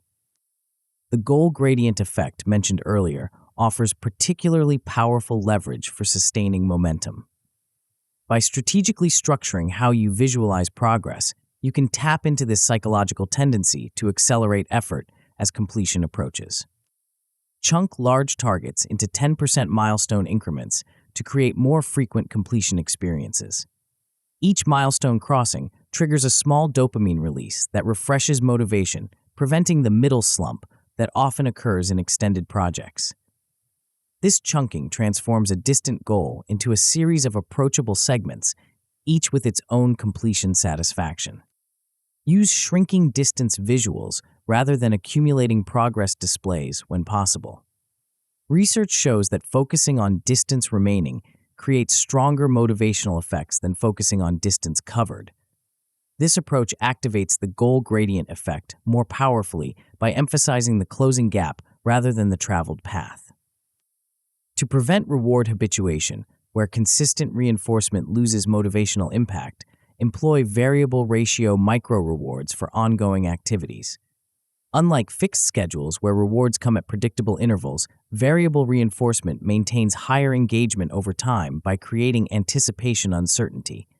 A simple implementation might involve rolling dice after completing work blocks, with different numbers triggering different small rewards. Public commitment significantly amplifies momentum by adding social accountability to internal motivation. When others know about your goals and expect updates, the reputational stakes create additional incentive to maintain progress, particularly during motivation dips. Craft a concise progress post template that you can easily complete and share with accountability partners or groups. The template should include current metrics, actions completed, obstacles encountered, and next step commitments. This standardized format reduces the friction of providing updates while ensuring you communicate the most relevant information. Schedule these updates at consistent intervals, typically weekly for most projects, and treat them as non-negotiable commitments. The knowledge that others expect your update creates a soft deadline effect that often prompts completion of pending actions before the report comes due. This social expectation adds beneficial pressure without creating excessive stress. Create a peer nudge squad of 2 to 3 supportive individuals who provide gentle reminders and encouragement rather than harsh accountability. Research on behavior change consistently shows that supportive accountability produces better long-term results than punitive approaches. The ideal nudge combines genuine care with clear expectation, creating motivation without defensiveness. While regular monitoring maintains day-to-day momentum, monthly reflection sessions provide opportunities for larger-scale adjustment and renewal. These sessions step back from immediate action to evaluate overall progress patterns and realign strategies based on accumulated data. Conduct a monthly traffic light review where you systematically evaluate all tracked metrics and categorize them as green, maintain current approach, amber, watch closely and make minor adjustments, or red, implement significant changes. This structured evaluation prevents both premature abandonment of working strategies and prolonged persistence with failing approaches. For red metrics, perform root cause analysis rather than symptom-focused intervention. Ask why at least 3 times to identify underlying issues rather than surface manifestations. This deeper analysis often reveals that multiple symptoms stem from a single root cause, allowing more efficient and effective adjustment. Use these monthly reviews to update your implementation intentions, the if-then plans discussed in Chapter 3, based on new data about obstacles and effective responses. This regular refinement ensures your automatic response patterns evolve with your changing circumstances and growing capabilities, preventing outdated strategies from limiting your progress. Even the most well-designed momentum system requires periodic renewal to maintain its motivational potency. Over time, any feedback mechanism can lose impact through habituation, the natural tendency to pay less attention to consistent stimuli. Proactive refreshment prevents this motivational decay. Rotate your micro-incentives quarterly to prevent reward fatigue. What feels motivating initially often loses impact through repetition, but simple variation can maintain motivational freshness. This rotation doesn't require completely new rewards, often just changing the delivery pattern or presentation renews their impact. Similarly, refresh your visual progress indicators every few months to maintain their attentional capture. Change colors, formats, or display locations to create novelty that re-engages attention. These cosmetic changes prevent your brain from filtering out familiar visuals through perceptual adaptation. Most importantly, regularly realign your momentum system with your evolving purpose. As you progress toward your goals, your understanding of your purpose often deepens or shifts in subtle ways. Ensuring your tracking metrics and celebration rituals connect to your current purpose definition maintains the emotional resonance that fuels sustainable motivation. To implement these insights in your life, begin with these foundational practices. Build a one-page dashboard tracking 3 lead indicators, behaviors within your control, and 2 lag indicators, outcome measures, for your most important goal. Update this dashboard at consistent intervals, daily for lead metrics, weekly for lag metrics. Set a 14-day streak goal for one high-impact daily action, using a visible tracking method that creates satisfaction with each recorded instance. Share daily screenshots or updates with at least one accountability partner to add social reinforcement. Conduct a small wins reflection each evening for 1 week, documenting at least 3 instances of progress, regardless of size. Notice how this attentional shift affects your perception of momentum and your motivation for the following day. Run a monthly traffic light review on your main project, categorizing all metrics as green, amber, or red based on current performance. Make at least one tactical adjustment based on this analysis, focusing on red metrics that indicate significant gaps. Design a variable ratio reward schedule for completing deliberate practice blocks, perhaps using a dice roll or random number generator to determine when and what rewards occur. Track how this unpredictable reinforcement affects your consistency compared to fixed or no reward approaches. These practices transform momentum from an abstract concept into a concrete, self-reinforcing system. The approach doesn't require extraordinary motivation or willpower, just the strategic implementation of feedback loops that align with how your brain naturally processes progress information. The entrepreneur from our opening example hadn't developed superhuman discipline or motivation. She'd simply built a momentum system that transformed her relationship with progress. Her dashboard provided clear visual feedback about key metrics. Her weekly accountability group created social reinforcement for consistent action. Her daily done list captured incremental progress that might otherwise go unnoticed. Her monthly reviews identified and addressed emerging obstacles before they derailed momentum. These elements created a flywheel effect where initial effort generated visible progress. That progress triggered neurological reward. That reward fueled continued action, and that action created more progress. The system didn't eliminate the need for effort, but it made that effort increasingly self-sustaining rather than constantly draining. This momentum principle represents the culmination of our exploration of grit, the final gear that transforms separate strategies into an integrated, self-reinforcing system. With your purpose providing emotional fuel, your goal architecture creating clear direction, your perseverance maintaining effort through difficulty, your consistency keeping focus locked on what matters, your growth mindset transforming how you interpret challenges, your deliberate practice accelerating skill development, your stress shield protecting performance under pressure, and your momentum system creating self-reinforcing progress loops, you possess a complete operating system for extraordinary achievement. The true power of this system emerges not from any single component, but from their integration.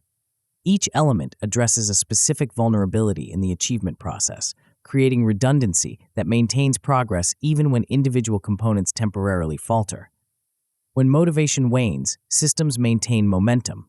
When systems face disruption, purpose provides recommitment.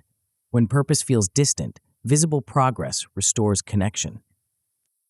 This integration explains why some individuals maintain remarkable achievement trajectories across decades, while others cycle through periods of progress and regression.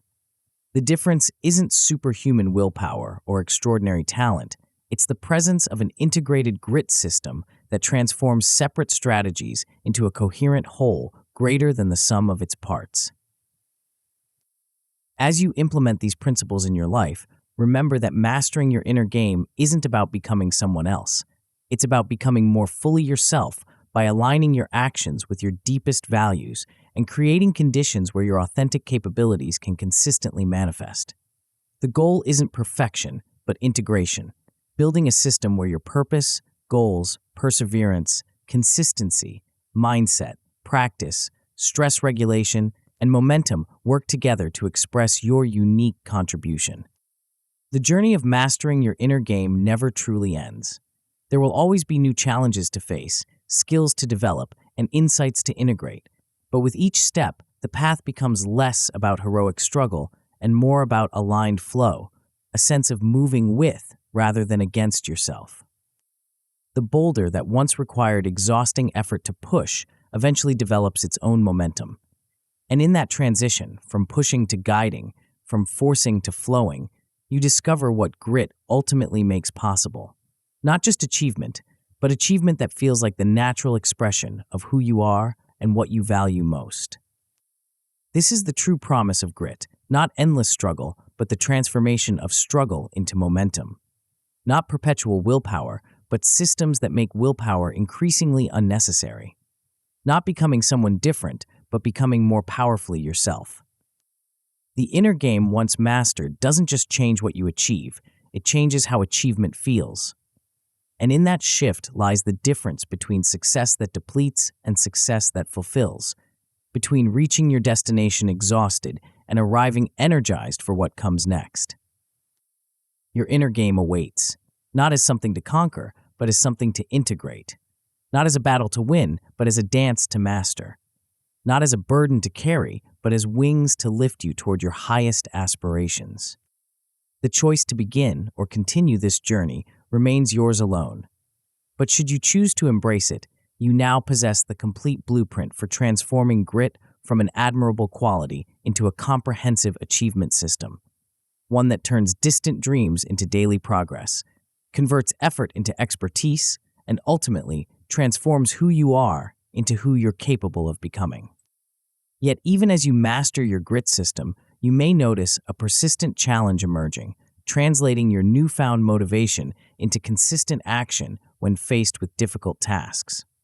This is where many stumble, finding themselves equipped with purpose and plans, but still hesitating when the moment arrives to do what's uncomfortable.